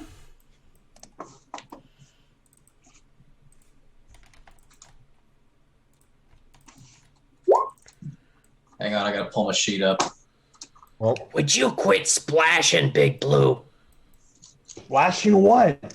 Dude, that's just the shit on The your shoes. liquid shit everywhere. It's not my fault. We had to come down here. But whisper. Whisper. Okay. All right. Stealth checks from everybody. I've got Working on 19, 24, 9, 16, 12.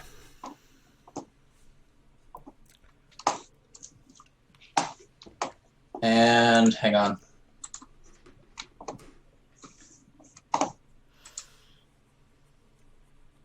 So are we gonna get fully jacked back into the matrix here? Oh, yeah.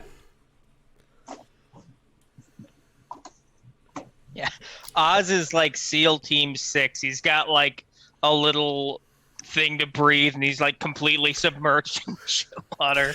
I mean, the shit water is like ankle high, so He's a ghost. he's a ghost. he's prone, just like Yeah. Yeah. Sam. Jesus. Ugh.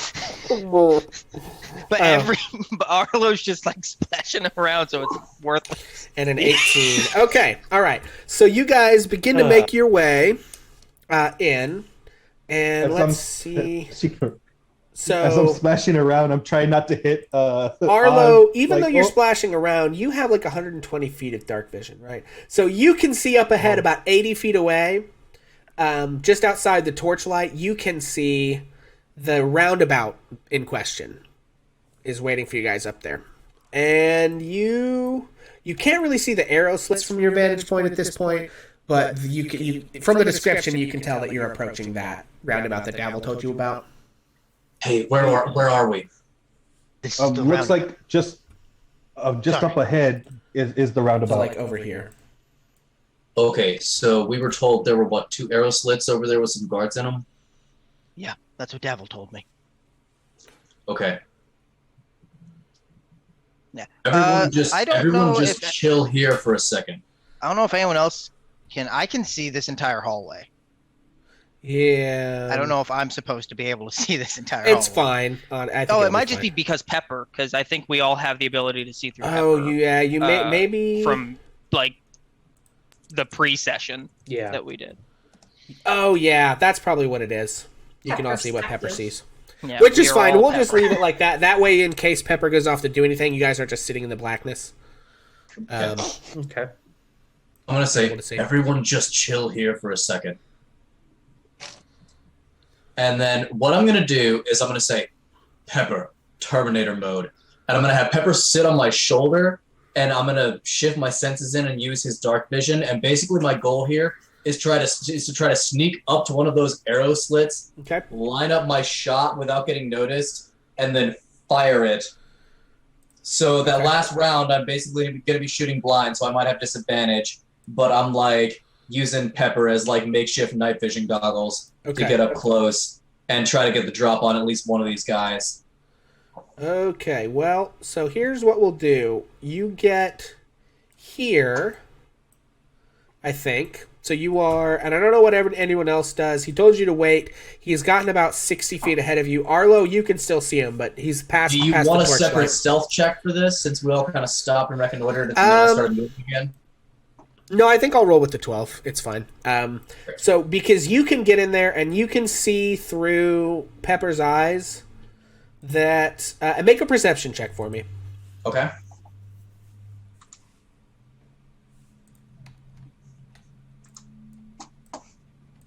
Bill's gonna scoot ahead about 10 feet. Oh, just that's so, not great. 6. Just Okay. so I that think the- I think I have unused inspiration. Yeah, I think everyone does from last session. 'Cause- Okay. Yeah. I'm gonna go ahead and do that now. All right, give it a rip.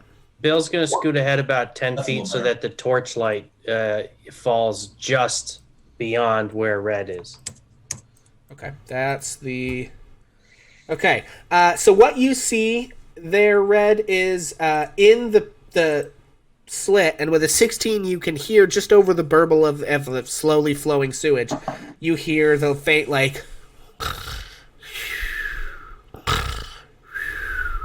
of a goblin who is asleep behind the arrow slit. Do I notice any way to get around behind that and sneak up on him? Like, is it entirely closed off, or could I like move around that structure somewhere and actually Yeah, like sneak up and just sneak through? You can see. Let me move this a little bit so you can really see it. Okay, so what you can see from your current vantage point is the roundabout. You can see the arrow slit here. You can see a little pathway that kind of raises up out of the sewage, and a door over here that is shut. You can't tell from here if it's locked or not. And right now you only see one arrow slit. Okay. So from your current vantage point, not really. You can tell that the roundabout, there's like, you are entering from one side, and it's like a three-way. There's an up and a down, and you're coming in from the right, right? There's north and south. You're coming in from the east. And then to the southwest is the little platform that raises up out of the sewage with the door on it. Okay, so me and Pepper are gonna keep sneaking forward. Okay. All right. As you come here, you can peek around and see there is another arrow slit here. You can't really see into it yet, but you can see it there. And they're facing the center platform. They can't really see each other, but they're facing the center platform. Okay. I only hear one snore. With a 16, no, you hear two. There's Okay. two distinct snores happening. Okay, so I see a door kind of behind, like to the southwest of the one arrow slit, but in the same wall. Yes. Is that right? Yeah. So you basically let me dynamic lighting. You don't really need that right now because you've kind of seen the things that there are to see. Okay, so you can see the layout of this, right? There's a north and a south. There's arrow slits at the like northwest and south. Nice saying language proficiencies, Arlo. At the northwest and the southeast, and then to the southwest is this little platform that raises up out of the sewage with this door. My bad. You're very proficient in language, Arlo. Very. I'm going to see if I can sneak over to the door without anybody hearing me. Okay. Give us a. No, we leave it. I mean, they're literally asleep, so the 12 is gonna do because their passive perception is like 9, and they're asleep, which is like a -5 to that, right? So, you can definitely get over there to the door. Yeah. I'm going to. Is this a door with a keyhole? It has a keyhole. Yes. I'm going to kind of hold Pepper up and have him peer through the keyhole so that I can kind of see through it. Okay. With dark vision. Yeah, I'll allow it. You see a little hallway that goes north. Okay, sweet. I'm going to very quietly check the door to see if it's locked. It is not locked, no. I'm going to slip through that door. Okay, you slip through that door. Man, what is taking and you see a hallway, and then you can see as you come in another doorway up to a left curve. Yes, be it Mel. Sorry. Well, Mel is waiting in the darkness. Could I interject something here? Is as we're all waiting and getting antsy, Mel would like to have at some point after a 60 or a minute and a half break, tried to send a message. Okay. Put the I have message 120 in feet. the chat. I was fighting my way to get in here to suggest So it. Message. I believe message states it can go around corners. Yes. Okay. I think we'll say you catch him before you go in the door. You hear a message. Also, Redbeard, you can see another arrow slit, and you can see the other side of the goblin there, still sleeping. And then you hear a message from Mel in your ear through magic, and it says what, Mel? What's happening? You're leaving us behind. What do we need to do? I will signal you to move forward. I think I can get the drop on at least one of these guys. Okay. Then Mel is going to quietly whisper to the rest of the group, we need to move forward, closer to the roundabout. All right, Bill's gonna start creeping forward. And then I'm actually gonna, as they draw closer, I'm gonna message back because I also have that spell, and I'm gonna say, both guards seem to be asleep. Just be extra quiet. Can everybody move their guys so we don't get out of order? What does Redbeard have message from? Oh, you took Magic Initiate, right? I took Magic Initiate. I have Message, Prestidigitation, and Find Familiar. That's right. Oz goes forward, just kind of carefully moving up. Okay. Well, we'll use everyone's stealth checks, and no one got less than a 4, so you're not going to wake up the guards. And then Red, so they're kind of moving up on you, but you see this door to your left, and you see the other part of this arrow slit to your north. Why am I blind? Arlo, can you move can everybody move? Beatrice and Arlo need to move forward. Arlo. Oh, Arlo's got, what happened? He's under the Arlo. call. BRB, he said. He said what now? Where? Can you In the chat, he said, "Be right back." Pixel, do you mind just moving him forward for us? Yeah, I got you. just so we don't lose him. Can you put him behind Bill so we maintain the marching Order, Yeah, order? he It was, looks like Skull's internet went off. He just messaged that in the. Oh, This is a night of wonderful technical Yeah. errors. yeah, it is. So Welcome, it's not just us. welcome to the new normal where everything depends Yeah. on the internet. While everybody is moving up, I am going to go ahead and check this next door to see if it is locked. Okay. It is not, no. Okay. Once again, peering through the keyhole with the bat. Anybody over there? Let's see. No. So what do you... Let me let you know what you see before we go in there.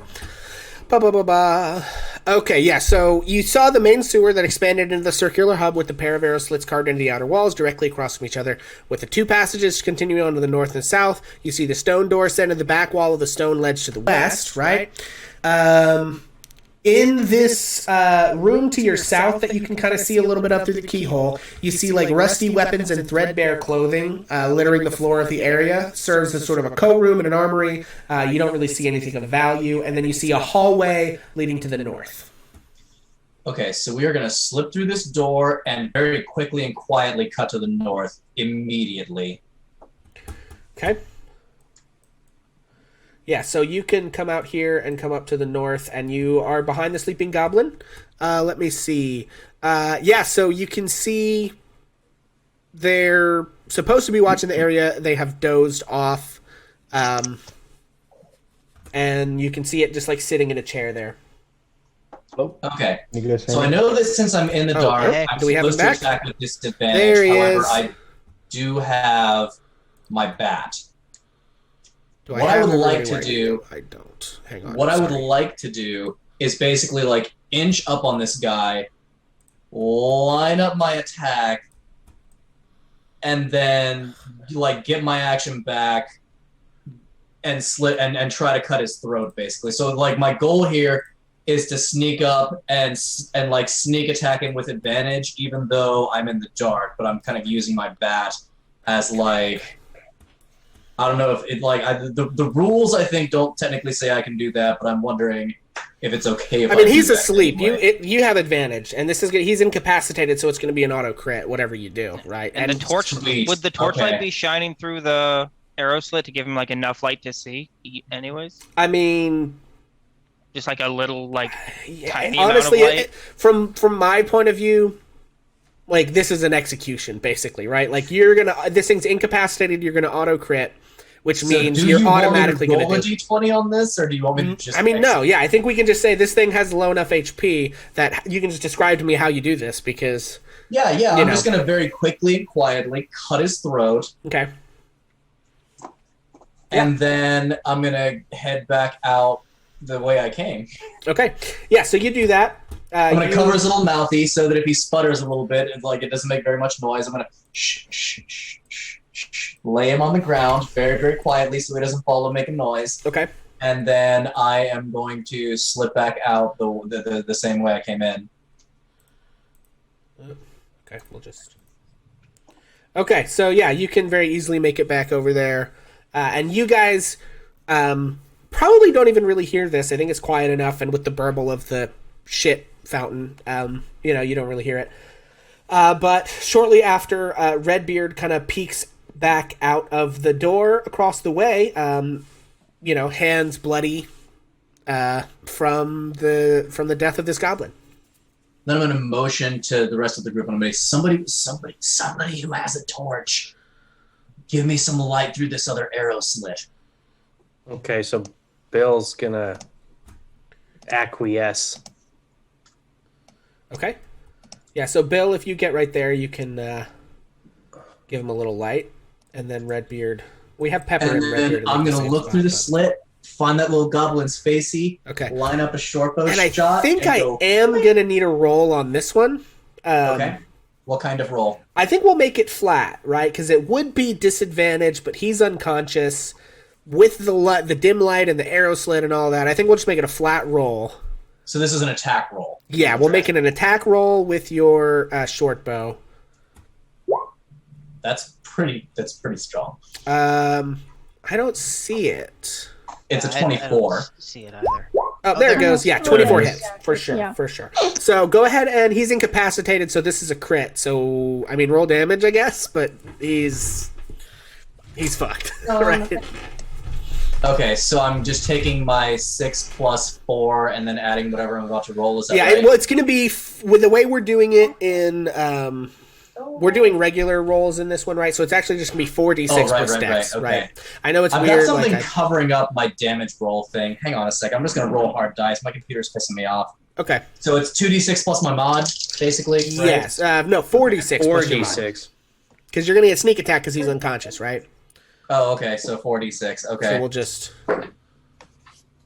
So that is 10, 16, 17 plus, I think, 4. So it's like 20 some odd damage. Yeah, very dead, obviously. Of course, they have 7 HP, right, these guys? So, okay, yeah, so both of the goblin guards executed. So this one, I think, he's just like sleeping, and I think it just right through his mouth, up through the his roof head. of the mouth, and yeah, he just that's like, what I was the chair imagining. tips back, thunk, and he falls on the ground with a bit of a thud. With the thud, and I like, wait a second. Yeah, no response. Nothing happens. Then I'm going to motion to Bill, like, lead the way, big guy. All right.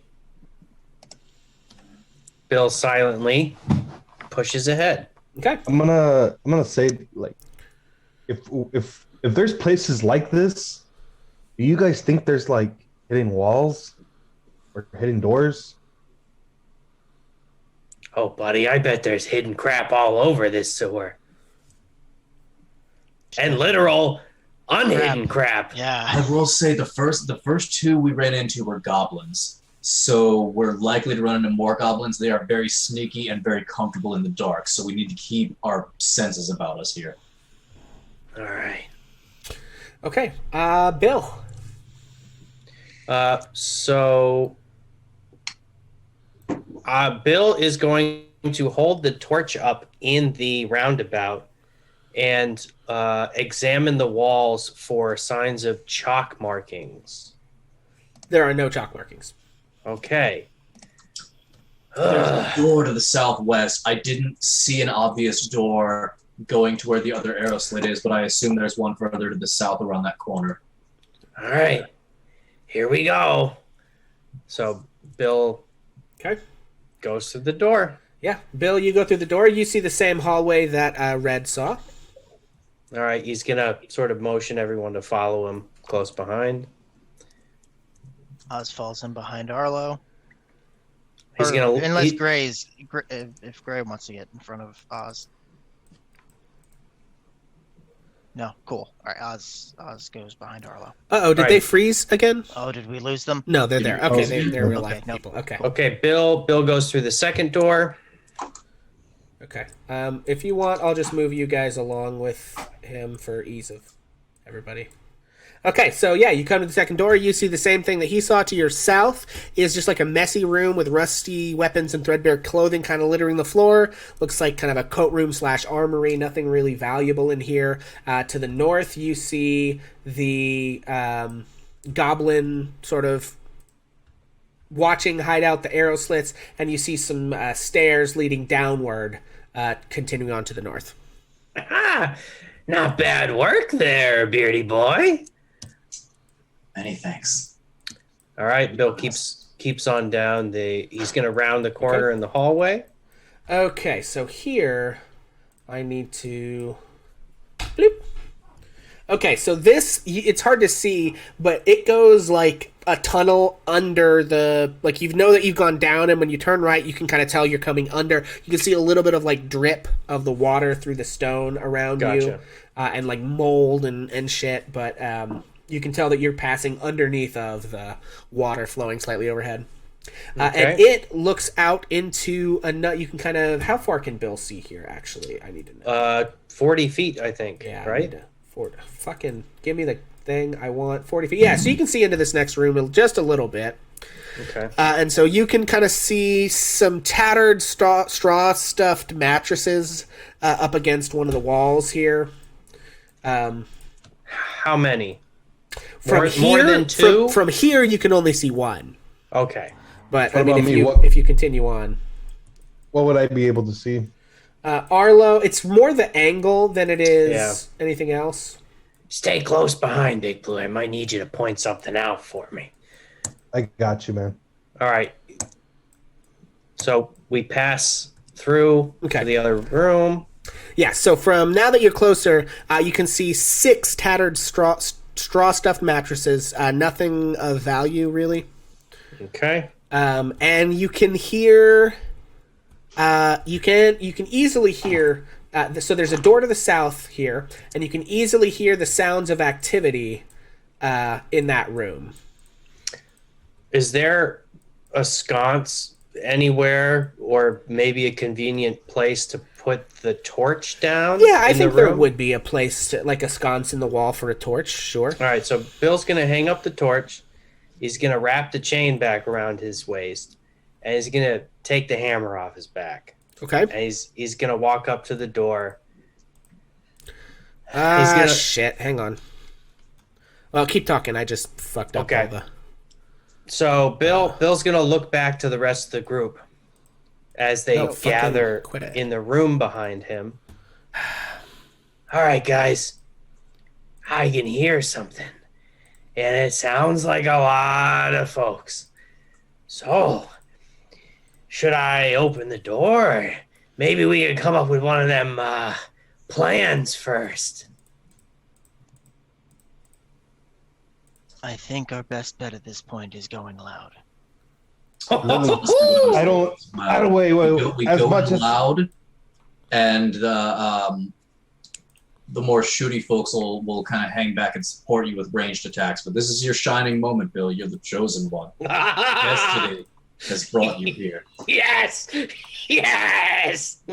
I wouldn't know about Destiny as I'm patting the tarot cards on my side. Nice.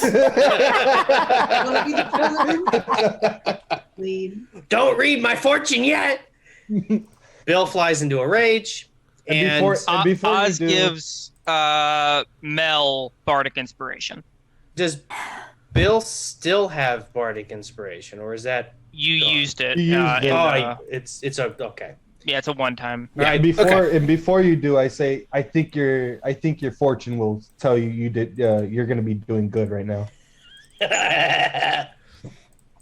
All right, Bill's at the door. Everyone else wants to get ready. I'll be right behind you, man. If we want to take up Oz is shooting, sword at the ready. Arlo, would your magic be of value at a range? What At a with your range? Eldritch Blast and You just saw all him that? do Eldritch Blast. Yeah, I have Eldritch Blast, but I do have some other ones that I can do close range. Hey, it's up to you. I I know that thing can do some damage. Rainier's going to draw his rapier as well and say, well, all right, I suppose if we're going to get in the thick of it here. This is like the first time I heard him talk during the whole adventure. Yeah, He's like, go! Watch it be like one guy talking to himself. The 6 of us bust through. So before Bill flies into a rage, he's going to look back and try to make eye contact with Mel. Mel sees him and looks back at him. Bill's gonna nod. All right. All right, make me an athletics check. All right, here we go. Nat 1, 2 nat 1s. Oh, The opposite hey. of that, in fact. Yeah! Nice. If ever Okay, we needed so that- Bill comes crashing through the door, kaboom. And Bill, you see 3 goblins in this room. And you see the man with the eyes tattooed on his head, and you see a dwarf, except he's got like dark kind of purpley skin and a white beard and these white blind-looking eyes. And it appears that the man and the dwarf are arguing about something as you burst in the room. The last thing that you hear is them saying like. You see that they're like barricading pieces of furniture up against the door. So there's 2 doors in this room, one to the north, one to the south. You see them barricading furniture up against the door. the dwarf is barricading the furniture, and the other one is saying like, "Listen, that's not gonna work. You gotta plug the gap at the bottom of the door with blankets." But you guys crushed in the door and have surprise on them, so I'm gonna need everyone to roll initiative as you take these folks by surprise. So, Beast, I think I accidentally cleared your initiative. I'll just add you back in here. Whoops. Yeah, I want. And you that. wanted a 20. Bill's ready to go. Okay, and then I will just do that. Hang on a second. Do that. Do that. And do that. Okay, I should have everybody now. Mr. DM, sir, Yes.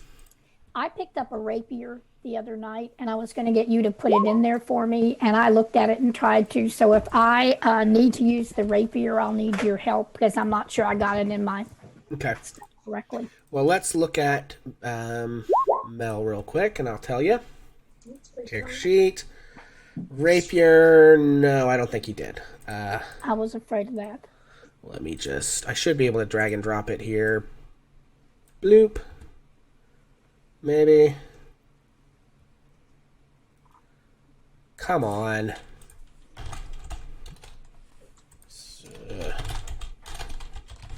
Mel, is I'm your not even dex gonna or lie. strength higher? Your Bill, dex is you got higher. 2 20s in a row. I'm not seeing me, and Beatrice is at the bottom, but she got a 15 and I got a 10. Okay, I'll get you in there. Give me just a sec. Our roll 20's acting real funny tonight, guys. Sorry. I see Yep. Beatrice. Her 15 is in there.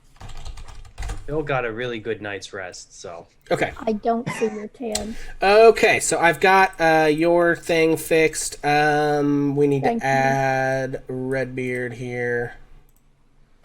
And you said Redbeard got a 10? I got a 10. Okay. It should be in the chat, but it might not be. It's Okay, There. all right. There. I see it. Okay. Okay, so you have a surprise. So the goblins are surprised. And Bill, you're up. So Bill sees the guy with the eye tattoos on his head, right? Yep. He's gonna go straight for him. Okay. While screaming his name, Kranz. And he's Yes. He's gonna jump into the room and just completely ignore all the goblins attempting to cut him to pieces. Excellent. Love it. Okay. Are you going to rage? Yes, he is rage. Okay. He's raging. All right. Yeah, so let it rip. Do you want to roll attacks of opportunity from at least the one goblin? Or No, are none of they the goblins surprised? get an attack of opportunity on you Oh, because you beautiful. never came into melee with that goblin, and you're still in melee with the other two. So Okay. Yes, so Bill's going to get right up against this guy, and he's going to hit him in the face with a hammer. okay, and I'm gonna say because this guy is like, well, no, I'm not gonna give you. I think just go ahead and roll. We'll just call it flat. 12. Does a 12 hit this fool? Yes, that's exactly what you needed. Nice. Hey. Oh, Hey. man. Oh, that feels good. Love it when a plan comes together, huh? For 10 bludgeoning damage. All right. I don't think it factored the rage damage in either. So It that's did not. 12. No. Oh, So that is 12. All right. Nice. So Thank you. describe to me how you execute crits. I didn't know I was doing that. I should have figured, right? So let me set the scene, right? This dwarf Verona, this dwarf is has got like an old couch, and it's like shoved it up against the door, and it's like holding it against the door while these goblins sort of look on, and as you kick open the door, you hear Krentz like, no, that's not gonna work. You've got to plug the hole at the bottom with blanket. Oh, what the fuck? And Scream his name and just shatter his head like a watermelon. Yeah, so you rush into the room and just take your hammer and just fucking Gallagher Krentz. You just like absolutely watermelon splat against the back wall. Folks, I didn't It's just come like here to poosh, make you like- laugh. I came here to sell you something. Yeah, and like blood splatters onto your face, on your teeth as you grit them, and that is your attack. Yep, that's Bill. All right. And so that is Krentz. He was surprised, and now he's dead, and he's not in the tournament. I think we were all surprised. And Rainier sort of says, like, "Oh, by the gods!" And he rushes in.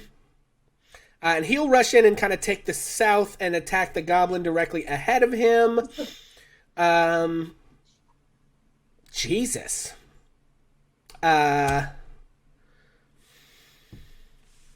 Jesus Christ.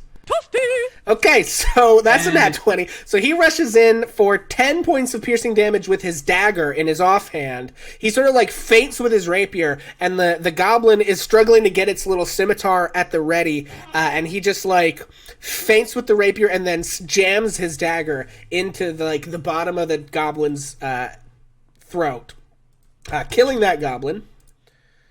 And then... It's a murder. Funny today. story, guys. Rainier has multi-attacks, so he actually makes 2 rapier attacks still. Oh, I have some fighting experience. Yeah, right. So he turns to the one to the north and executes it as well. And I think we'll call that for Rainier. So he kills the 2 goblins to the south. As I see this, I look at Oz and be like, I would rather have him in our team. And then Beatrice, you're up after these 2 lunatics rush into the room and start just killing people. At first, she's just gonna be like, Just like swooning about Rainier. oh, it's so strong. Oh yeah, and so He's so Rainier's he's mad got his with hair his pulled sword. back in the ponytail. It's like whipping in the wind a little bit. It's like a half ponytail, and it's like it becoming flows Where's as he the rushes wind into the coming wind. from? And so yeah, and you see him. He's elegantly like fainting and stabbing the goblin, and then he like pirouettes and like runs the other one through. And it's this battle dance of blood and gore on the part of Rainier. Well, anyway, just shake that off. After a Come on and second. shake it off. And she's gonna move closer so that she can see, because she could not see before, and probably stop. But well, I don't want to hinder anybody's movement. Yeah, I get mean, right you can up always next We can move move into through the your opening and then squares. move to you. back. You want to. You can Yeah, move, attack, yeah, and move yeah. back. Okay, so I'll go there, and Okay. and I'm gonna maybe fire a much less impressive shot at the remaining goblin. Okay. Yeah, let her rip. We'll see if that works. Oh, that's a short sword. The longbow. 18 hits. Roll damage. Hey. And do we hit the button? And God, max damage. All right. Well so you done. staple a goblin to the wall. yeah. Yeah. So within Trying to impress a boy. within seconds, Yeah. right?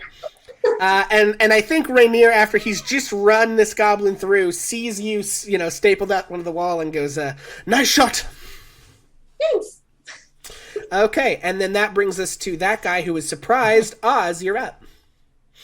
Oz, let's get dangerous, and runs into the room. I feel like we should maybe leave him alive so we can see what the hell they're doing in here. Yeah, Oz steps onto this corpse and looks at this. It's a Duergar, right? Yes. Just a dark Yeah. dwarf. Mhm. And he's Looks like you're in a bit of a pickle.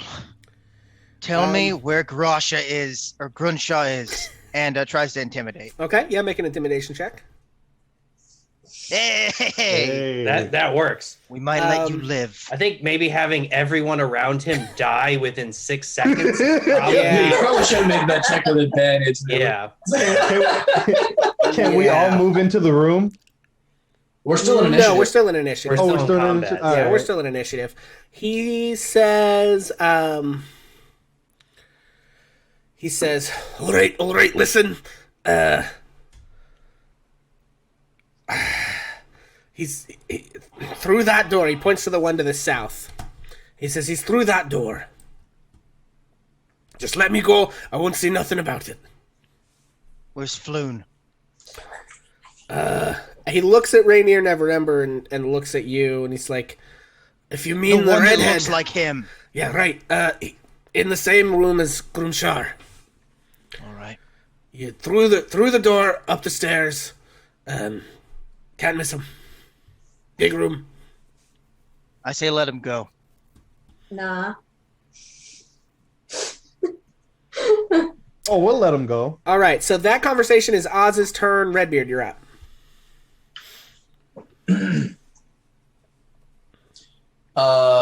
Redbeard's gonna step into the room. No longer using the bat for vision because we have torches and stuff. Yeah. And this room had torches in it because Krentz needs to see, so. So the north door looks like it's got a couch stuffed up against it. Yes. Is that right? Right. And he's going to say, why are you barricading that door? There's an ooze in there. Ate some of the goblin guards. So we're trying to barricade it in there. Oh, that's not going to work. You got to, like, stuff something under the door. It sounded like that's what he was saying, and he points at Krentz's, like... And Krentz's body is, like, slumped against the wall, headless, splattered down the wall, and he sort of, like, gestures vaguely at it. Uh-huh. I'm going to take the dodge action, and that's going to be my turn. Okay. Mel, you're up. Mel says to Arlo, since we have some extra time here and there's not any room for us, would you like to tell my fortune with the tarot cards? No, that was just a little ha-ha. Mel is going to move up and peer in the room. I wouldn't mind. And heard the thing about the ooze and isn't much interested in that, and just kind of steps back to wait and see what the decision is. Okay. Arlo, you're up. I look at Mel. Are you sure?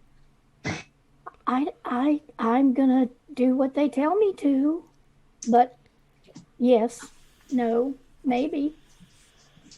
Well, let me know when you want to later. Oh, okay. As I go, I'll go to this empty spot right here. Okay.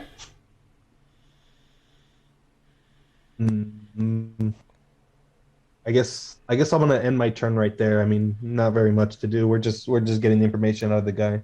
Okay. Bill. Bill is going to grab the ragdoll body of what was formerly Krenz. Okay. Is there any jewelry or like an earring or a necklace or some kind of like small piece of token that I could take to prove that Krenz is dead and this is Krenz? I mean, there's a fragment of his skull with the skin attached with one of the eyeball tattoos on it. Christ. But no, the adventure specifically says, the adventure says he doesn't carry any treasure, so I think the only identifying thing I'm going to let you get is a piece of his mashed head. Yeah, that's fair. Does he have any like gold teeth or something? No, he has no treasure whatsoever. No, I mean that I could use his teeth to identify the body, like if he had like a gold tooth. No, I think the head tattoo is. He probably hasn't been to the dentist in a while, so I don't think there's any records. All right, well, in that case, Bill's gonna take the body and he's gonna sort of sling it up against the bottom of the door. Okay. Okay. And that brings us to Rainier. And I believe that also ends Bill's rage. Yes, it would. Okay. And Rainier is going to move back through the group and make way for Hoodoozy to escape. Beatrice, you're up. Y'all really want a bear going to escape? He's just trying to make ends meet. Let's just let him go. He works with a powerful gang and has seen all of our faces. Yes. So has the Kenku. That one got away.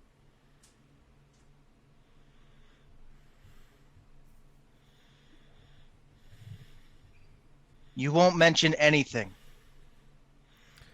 I swear. We're gonna kill a man in cold blood. Cold blood? I mean, it's pretty hot-blooded in here, but look at him. He surrendered. Despite her better judgment, with a shaking hand, she lowers the bow and steps to the side for the. Okay. Bill's gonna take his bloody hands, and he's just gonna pat him on the head a couple of times with a little bit of gore attached. Okay. Well, Why don't we just ask Rainier to so what we can do with him? I mean, Rainier says, "Look, if he says he's not, I mean, if he says he's surrendered and he's not going to tell anyone, we got to let him go. I can't see just executing him. I mean, we don't know. Certainly he's a criminal, but we don't know what crimes he's committed. Get out of here before No we proper change our trial or mind. anything. Take the law into our own hands. I mean, I'm here to save my friend, and I'll do what I need to make that happen. But if he's no longer an obstacle," and he shrugs. Redbeard, who killed 2 sleeping goblins, is just like, And if you will let go, it's him, fine, it's fine. if you will let him, he will leave. Yeah, Oz steps to the side. Be safe. And Make good choices. He runs off, and you hear his pitter-pattery steps up the hallway until you can't hear them anymore. Sounds like my steps through Pitter patter, let's get at her. through the sewage. Pitter-patter, let's get at her. All right. Powder. Okay, well, that takes you out of initiative. And you have stuffed Krentz's body up against the door, so that should at least give the thing something to kind of feed on. There you go. So, okay, what do you do next? Here you stand in the befouled room of bodies and blood. I'm We can gonna go to the drag door. the other 2 goblins over there in front of the door and pile them on top of the other guy. Okay, there are actually 3 goblins altogether. To One get- was yes, just no, underneath of us. 3 Okay. of them. All right, I so say Redbeard piles the We bodies. take door number 2. Door number 2. And ooze bursts out. Damn it! We got the wrong door. It's I knew actually we an should've killed ochre that guy. jelly. Okay, so Bill opens door number 2? Question Yeah. mark. Yep. Okay, Bill, you open door number 2, and you see a hallway. All right. Bill's gonna grab this torch off the sconce or whatever. He's gonna grab his torch, and he's gonna motion to everyone. Let's get out of here before that thing chews through all our friends. Okay. These people weren't. I don't know what's going to happen when I do this, but Friends. okay, wow. All right. Don't leave Rainier, Friends. David. Don't leave Rainier behind. Yeah, it's fine. I'll get it. Okay. Oh, jeez. Okay, there we go. Rainier comes with... Don't go ahead of me. You want to watch him walk ahead, huh? Yeah. Okay, so we've got Bill. Where was Redbeard in the procession? I'm going behind Rainier, yeah. Okay, so it was like Bill, and then Arlo, and then Redbeard, yeah? Yes. Okay, and then Oz, Beatrice, and we've flipped Rainier... Oz, Mel, and we've flipped Rainier and Beatrice. Yeah. Tell you what, I'm watching. Red, I'll just put Pepper on the GM layer, and you tell me when you need Pepper, That's fine. and then we'll go from there. Okay, all right. Oz looks forward at Bill before we finish going through, and he's like, Okay. "You've got this," and gives him bardic inspiration. Ah, gee, Okay. thanks, buddy. All right, so you can see as you approach, there are stairs up ahead of you. And they lead up into a large, long, narrow chamber, about 15 feet wide, and some, I don't know, 50 or 60 feet long, perhaps. I don't know that you can see much detail. Fuck it, I'll just give you the description. You guys can decide what to do. So, you can see, looking into the chamber, that threadbare curtains hang on the east wall of a long hall, in the middle of which stands a muscular half-orc in dingy robes with his foot on the chest of a human male with wavy red blonde hair. Fire burns around the orc's clenched fist, and his victim cries and squirms helplessly beneath him. Seated on a raised platform to the south is a nightmarish figure wearing black robes. It has large white eyes and rubbery purple skin. 4 tentacles encircle its inhuman mouth, and it gently caresses down to the side of it what appears to be a disembodied brain with feet. Oh God. This is way worse than we thought it was, guys. We didn't have any intel on a fracking mind flayer. Well, We're dead. I'm not gonna die necessarily. We're gonna be no, fine. I've got this. I've got this. You've All right, got what do this. you do? Let me talk to him. You stay in front. You stay in front and get ready, but let All me right. speak. So I guess it sounds like we're gonna rush up the stair to the top of the stairs. Okay. When you get to the top of the stairs, this creature sees you, and it rises from its stone chair and sets its pet brain down beside it. And then it begins to sort of glide across the room, down the stairs, over to these doors which it exits. So it opens these doors to the west and walks through them. That's the best case scenario. And as you enter, Grimshar says, "Who goes there?" Bill. And Oz. I don't know any Bill and Oz. Well, we know you, Grunshaw. Okay, and I think with that, it's going to pop off. Roll initiative one more time for me. Oh man, I was gonna try and calm him down. Nope, I think with the "we know who you are" bit, he said he's gonna try and cast, but you guys are ready for it, right? So, it's time to Ooh! let her rip. Nice. Damn, nice.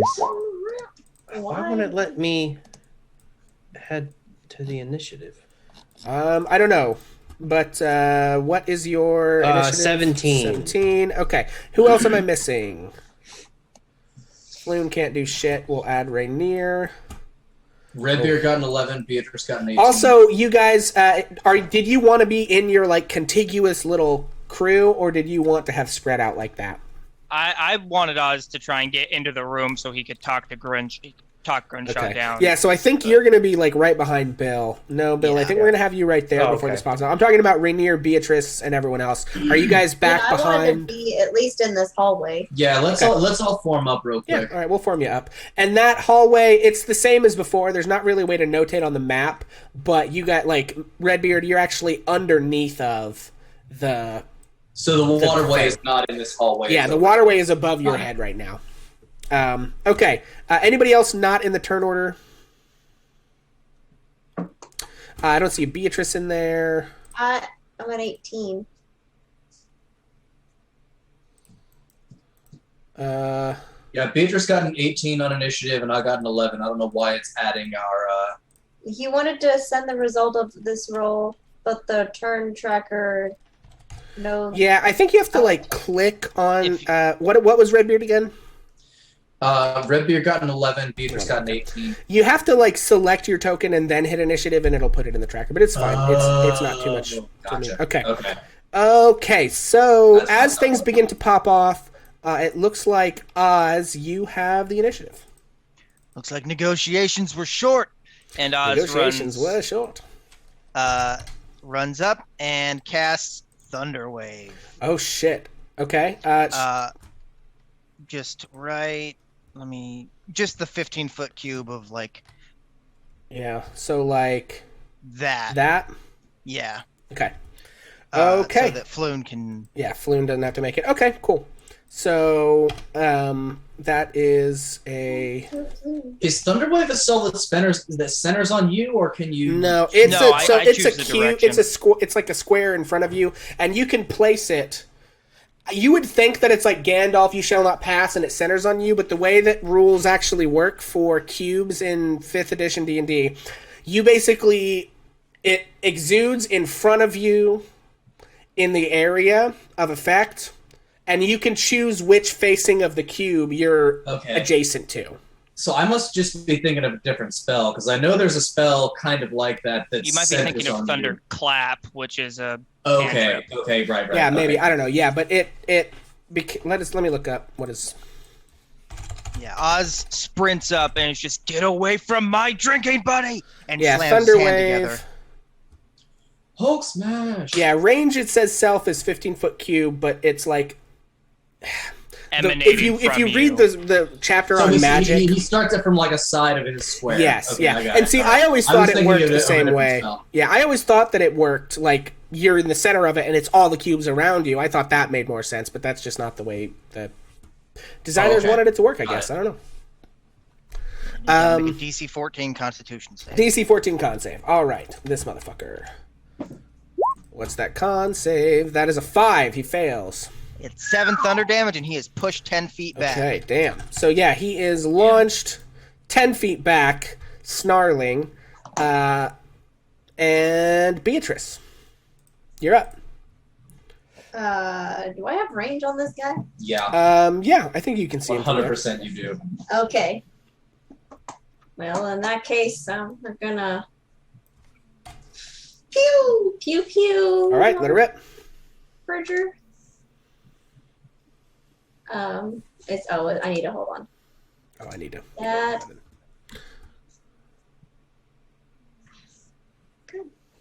Good. Okay.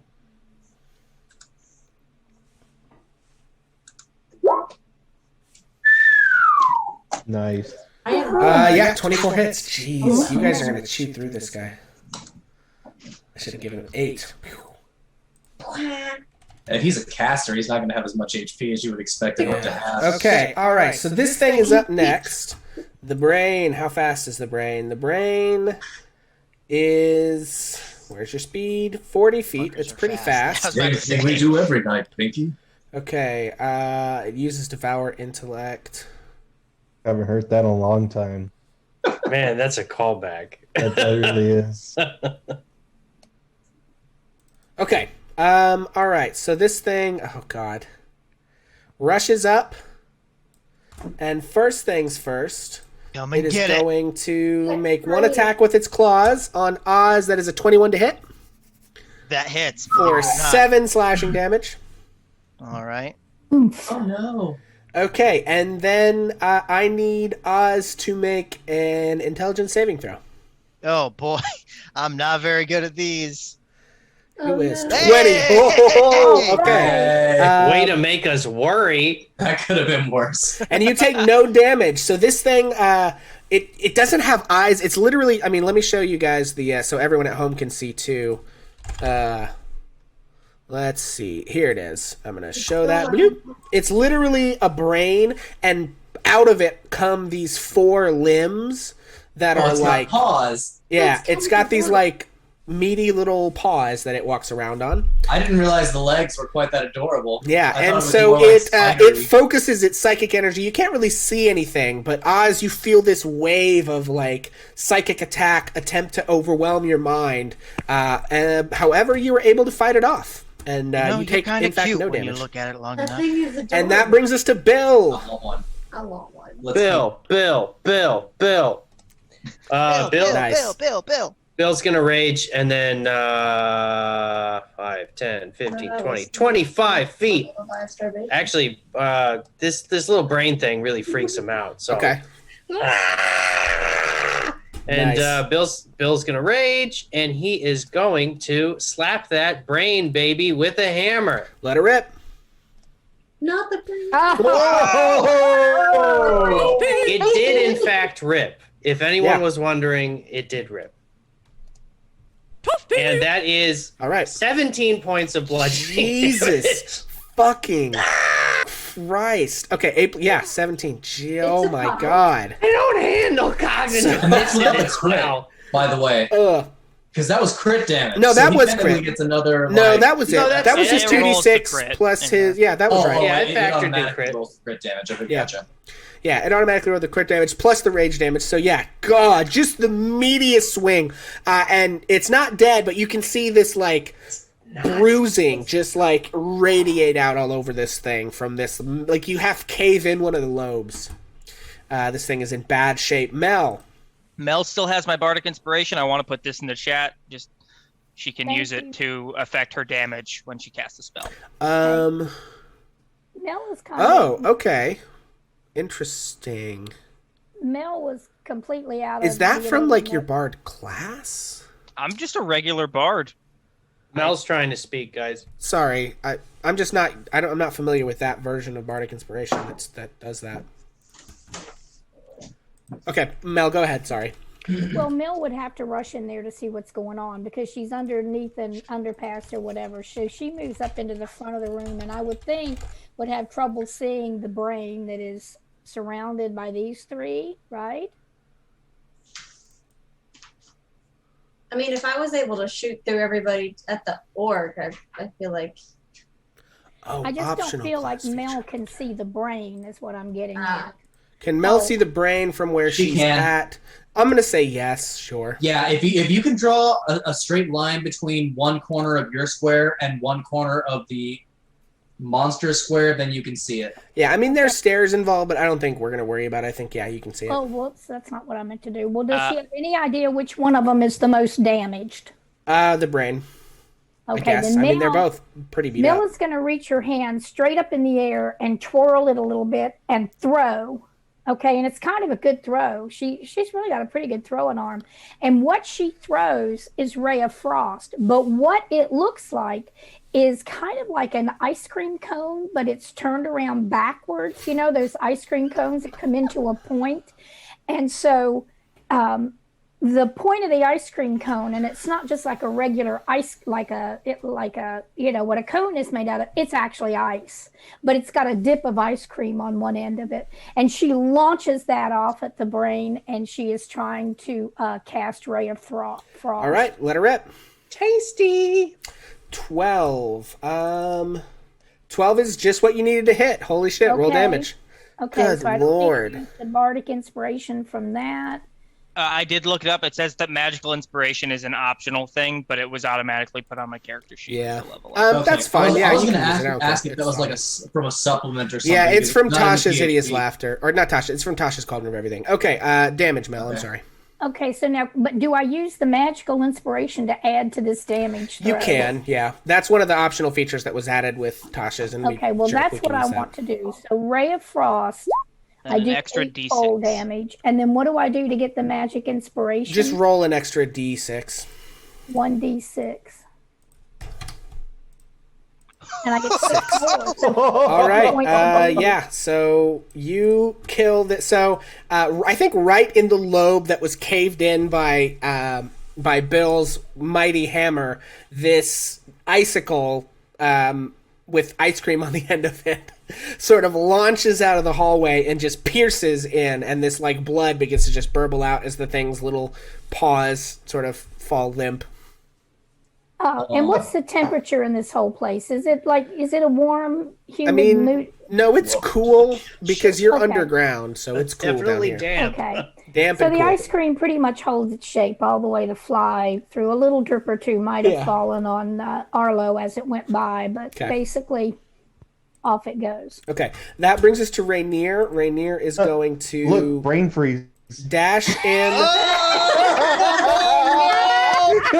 That deserves inspiration. Yeah, if you Yeah. you probably have inspiration, but if you don't have I inspiration, already take have it. it. Yeah, well, Have inspiration. Take mega That's- inspiration. that's why you use your inspiration, I guess. Okay, he is just gonna run up and like try to grab Floon and see if he's gonna basically run up and check on Floon.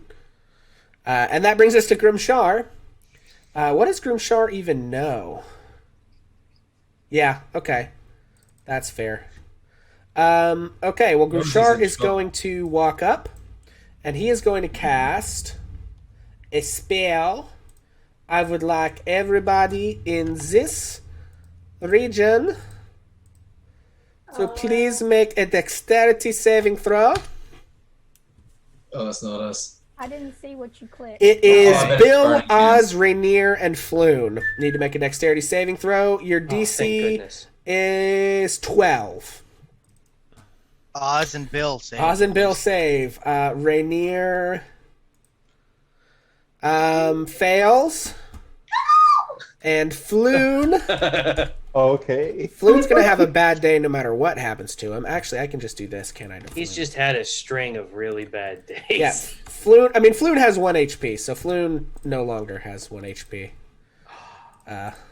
Give him my inspiration. You gonna get to take death saves? I mean, maybe. All right. What did he do? Bring He his made head the back. We found save. your friend. I'm gonna go ahead. No, well, okay. And let's roll damage here. You said dead or alive, right?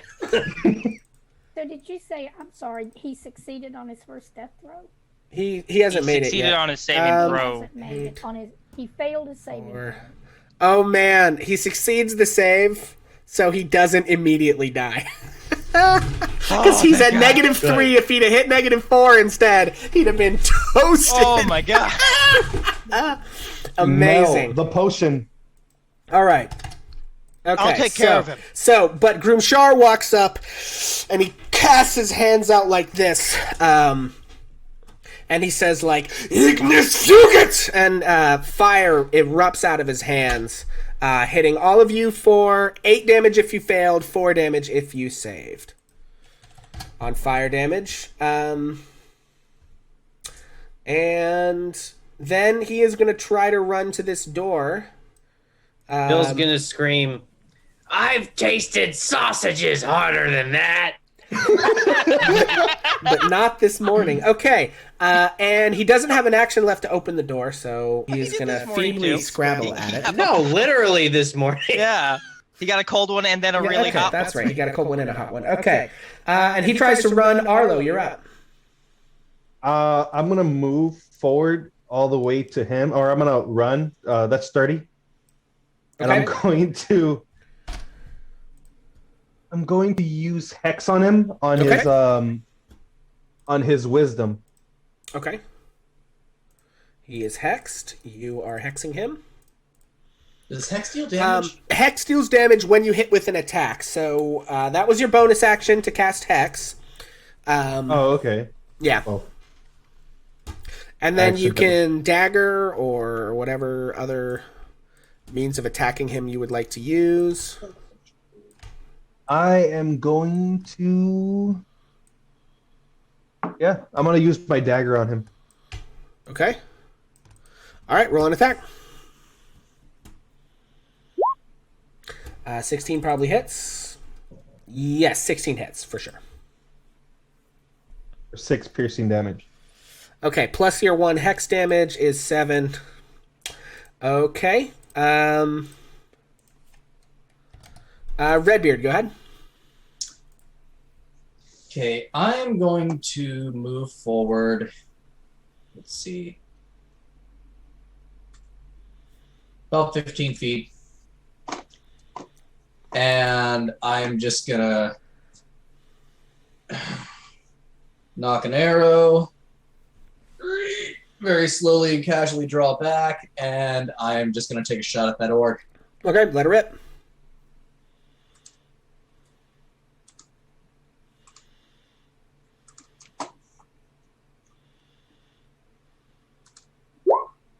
Oof. Oof. You have inspiration. You Do do I? have it. I believe you do, Yes. yeah. Okie doke. Yep, 22 hits. It just flips. Swapsies. It just Takes a flies. shot. Yeah. Goes a little wide. Oh, hang on. All right, roll damage.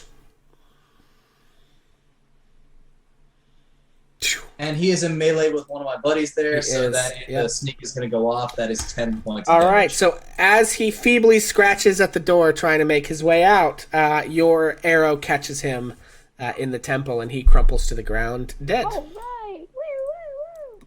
Nice. So you guys are out of Oh, initiative. this won't do. Floon kneels next to, or Oz kneels next to Floon and is like, buddy, come on. And he casts Cure Wounds. Instead of spitting wine on him, because from what I understand, Bill snatched Oz's wine away. He doesn't have it. No, I believe Bonnie gave you a whole bottle earlier. Oh yeah, yeah. Still, just out of respect for his buddy, Oz places his hand on his chest and hums the tune, the same way he cured Bill in episode 1. Okay. And cast Cure Wounds. Damn, Mel. Rip. Wow. Hope you All right, sorry, Mel. Mel. Although he did just almost die, right? Yeah. Okay, so Mel sort of, or not Mel, Floon sort of like comes back to life. And you can see his wounds are healed, but like he's been through the ringer. There's just dark circles under his eyes. But let me show you Floon, and then let me also show you right next to him Rainier. So bloop, there you go, players. And then for those at home, you can see how this mistake was made, given the similarities between Floon Blagmaar and Rainier Neverember. They are pretty similar folks here. Gray gets a good look at Floon and goes, Jesus Christ, I'm glad they didn't take me instead. Yeah. We have the, what do you call? Is it a gaggle of gingers? What's like a what's a Did I just say word Jesus for a Christ? Who is that? nice? That's my Is tailor. that a thing? Anyway, so Floon, so Floon, he looks at you, Oz, and is just like, thank you so much, You're all right, bud. Let's get you out of here. Come on. Rainier. And Oh, Oz, thank help you me. all. I thought they were going to kill me, and I couldn't tell them what they wanted to know. Bill's gonna pat the side of his cheek with his hand, his probably still bloody hand. Don't worry, buddy. You're worth a lot to the right people. I should certainly hope so. I'm. Gray actually Floon draws his Blagmaar. hood up a little bit and kind of like, What? Are you all right? I'm great, how are you? Mel edges up and says, "What did they want to know?" They kept asking me questions about some stupid rock. I don't know. I've never heard of it. Stone Kept of telling them, Galore. but they just wouldn't believe me. What was it? Stone of Galore. Yes, that's the one. Rainier told us about it yesterday. You know of this, Rainier? And Rainier says, "Oh, I'm so sorry, friend. I believe they mistook us for one another, and I'm afraid you've suffered greatly on my behalf." You sure As, do look alike. As they're talking, I'm gonna investigate the orc's body. Okay. Yeah, so investigation check. Okay. I'm gonna Yeah, use my so inspiration. okay, yeah, let it rip. 22. Okay. Yeah, that's so better. the orc doesn't have anything in particular on him. He's got a component pouch for arcane spellcasting, but any arcane spellcaster who uses a component pouch has a similar one. But actually up here behind the stone chair on the dais, you find a small wooden chest. And inside the wooden chest, you find 2 potions of healing, 16 gold, 82 silver, and 250 copper. I will put that in chat. But before I go to the chest, I'm going to take his Arcana pouch. Okay. Be- Oh, you know what else you do find, though? You do find his spell book is on him. He does have a spell Ooh, book. I'm gonna take that as well. Okay. Yeah, it doesn't. I mean, it's a wizard spell book, right? So it If doesn't you really need help to sell to a any of wizard, you. You'll maybe, need, or but you can gamble sell it. away. And it has 1, 2, 3, 4, 5, 6. It's got about 6 spells in it. None of you being a wizard, you can't really interpret the arcane things, right? You guys who are spellcasters all use different methods of casting spells. If you made arcana checks, you might be able to read the spells in there. You can't really cast them. They're not scrolls or anything. But you Would might I be able to sell read it. them with the spell that I have? No. So, I mean, that lets you read language, but this is like arcane formulas. It's like calculus. okay. Personal spell. It's like if somebody injected horse steroids into Calculus's dick, okay? This stuff is like wacky symbols and crazy arcane equations and, you know, all kind of incantations, and it's very complicated stuff, right? So I got you. What do I write? That's just a spell book? just write Groomshar's spell book. So I'll put that in chat so you can see how to spell it. Groomshar's spell book.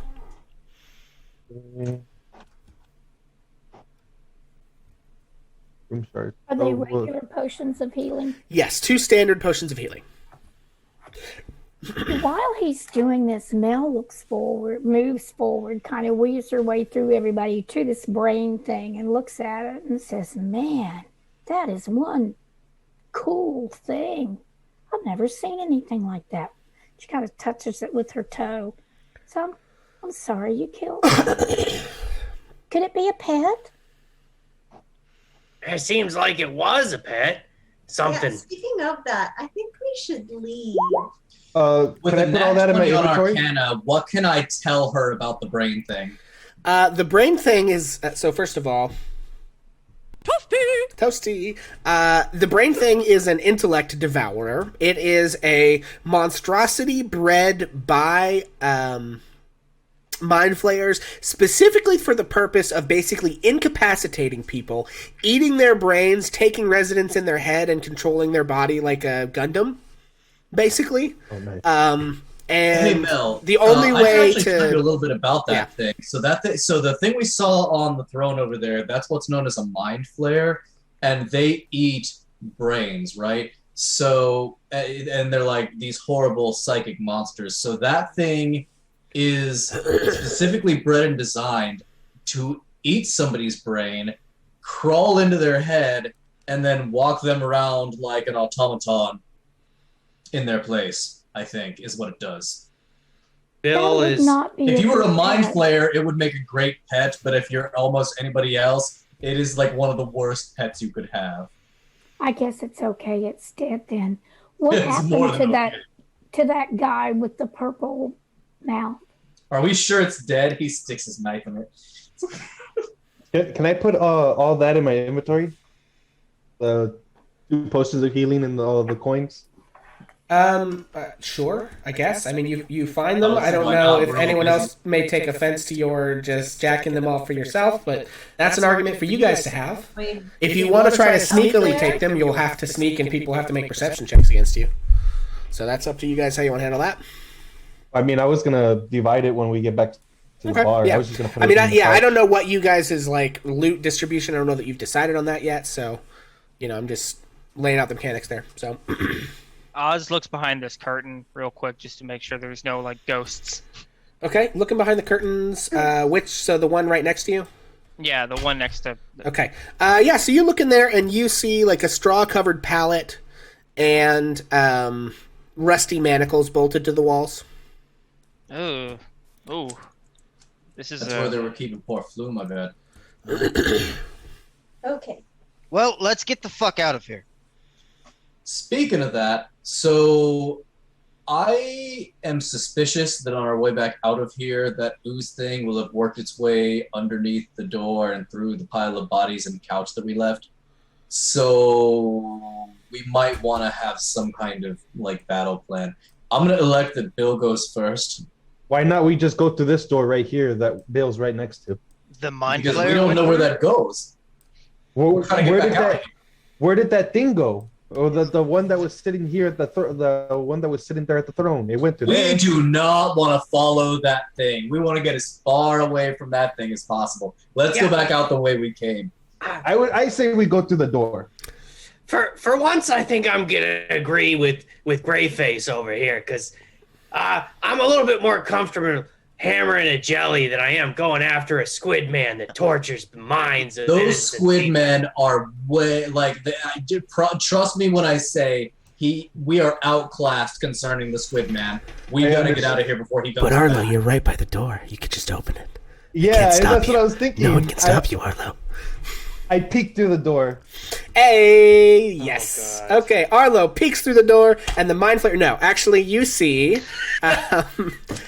So in the middle of this otherwise empty room is a I was stone so ready to pillar. die. Boo. Carved with a small symbol. Hang on a second. I need to look something up.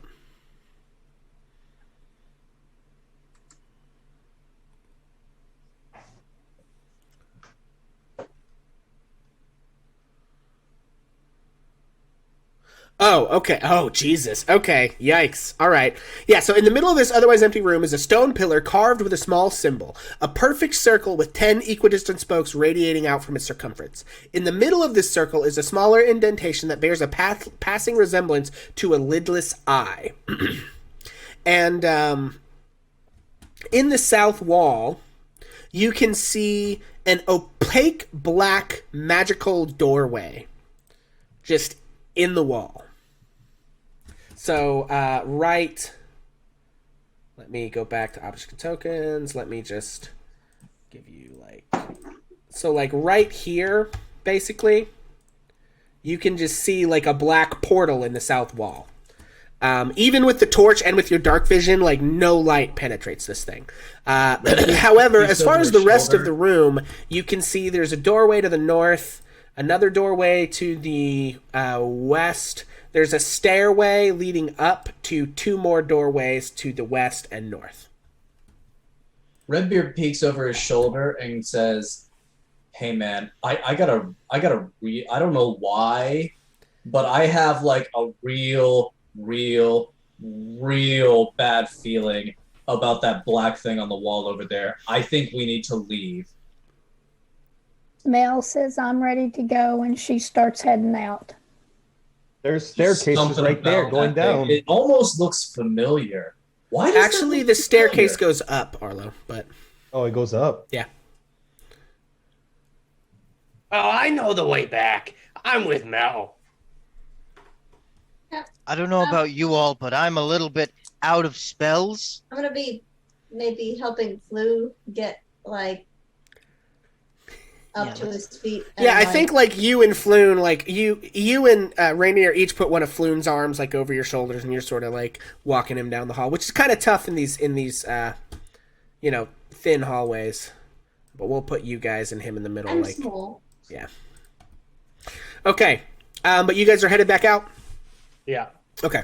Yeah, I'm gonna go as ahead. The rest of the group leaves. Redbeard lingers and stares into that portal for a bit, just why does that look so familiar?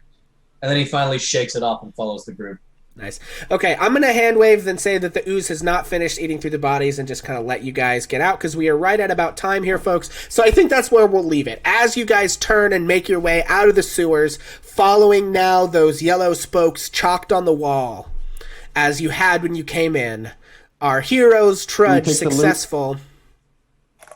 Do we take the alcohol? Let's handle that next time. We'll handle that next time. Okay. Yeah, trying to remember. So you guys, I'm just gonna try to montage. I'm just gonna stop it. You guys are trudging through the sewers, victorious. Floon sort of drug between you, and making your way back, alert for any danger, but satisfied with the success that you have had so far in your endeavor today. On your way back to the yawning, on your way back to the yawning portal to report to Volo. And that is where we're going to leave our session today, folks. Thank you so much to everybody for hanging out. I know we've still got a few people hanging out in chat. So once again, my name is Pixel. Let me pop back over to the roleplay cam. My name is Pixel. We are Ages of Ainur. We do this campaign every Friday night here on Twitch. And you can also find us on Facebook. The episodes will be released on YouTube and in podcast form, pretty much anywhere you want to find them. And we will go ahead and have everybody just sort of, reintroduce themselves and say goodbye. So, Oz, if you will kind of remind people who you are. Hi everyone, I'm Jacob. I play Oz. I got nothing to plug. I hope you had fun. It's always great to play. Excellent. And Redbeard. My name is Redbeard the Pink. I'm the Wizard of the East. I am on all forms of social media, just about. If you just search for Redbeard the Pink, I should pop right up. And I had a great time. This is a great game, and I will see y'all next week. Alrighty, Trish. I am Trish. I was playing Mel, and I will be playing a different character tomorrow in our online stream at 5:30, where the Big Dealians are having a reunion one-shot with their friend Anna. Excellent. Yeah, I'll plug that when I get to the end too. Bill. Hey guys, Beast here playing Bill. I hope you liked Bill. I hope you like me more because I'm real. Thank you all for staying. Any of you who had to duck out, I hope you catch the last bits on YouTube as I'm telling you this, as you've gone through the adventure with us. And we can't wait to see you here again next week. Okay, Skull. Always been a fun time hanging with you all as well. I mean, again, you guys can catch me. I'm on Facebook. I do play the Warlock elf, Dark Elf. But other than that, hope you guys have a good day. Good week. All right. Till next week, guys. Excellent. And Beatrice? Hi, Haley Comet playing Beatrice the Beekeeper. I have a TikTok, and I hope you guys had a good time. Awesome. Well, thank you guys so much. I'm Pixel from Hammer and Pixel, also from Ages of Einor. You can find me on Facebook, Twitch, Twitter, etc. And tomorrow night we are going to be streaming D&D again here, 5:30 p.m. We are going to be streaming a one-shot called The Workshop Watches. It's going to be a ton of fun. We'll have some different cast folks from my home game who are helping us out. And then in the next couple of weeks on Monday nights, we're going to do some extra streams of Minecraft just to help us reach the affiliate goal, which I think we should have no problem smashing through. And then if you'll hang out a little bit, I think we're going to raid. I'm going to try and maybe find somebody who is also streaming D&D right now. If you guys want to just, we'll pop you into somebody's stream. And then aside from that, I'm just going to say one last little request again from me to you is that until the next time I see you, I would like you to do me a favor and just be a little kinder to yourself than you think that you deserve, because I promise you it still isn't close to being more kindness than you deserve. So everybody have a good night. Hang on while the song plays and we're going to raid somebody. Thanks. Mel does have, I believe, one last point. Okay. Eastern Daylight Time. Eastern Daylight Time, yes. 5:30 tomorw, Eastern Daylight All of those Time. times are Eastern Daylight Time. Eastern Daylight. Thank you, and you guys have a good night. Let me tell a tale of a world where heroes walk among us, fighting through the darkness left by monsters and by selfish men. A tale of glory rent asunder, sacrifice and battles lost. Our heroes know not what awaits them, and still they can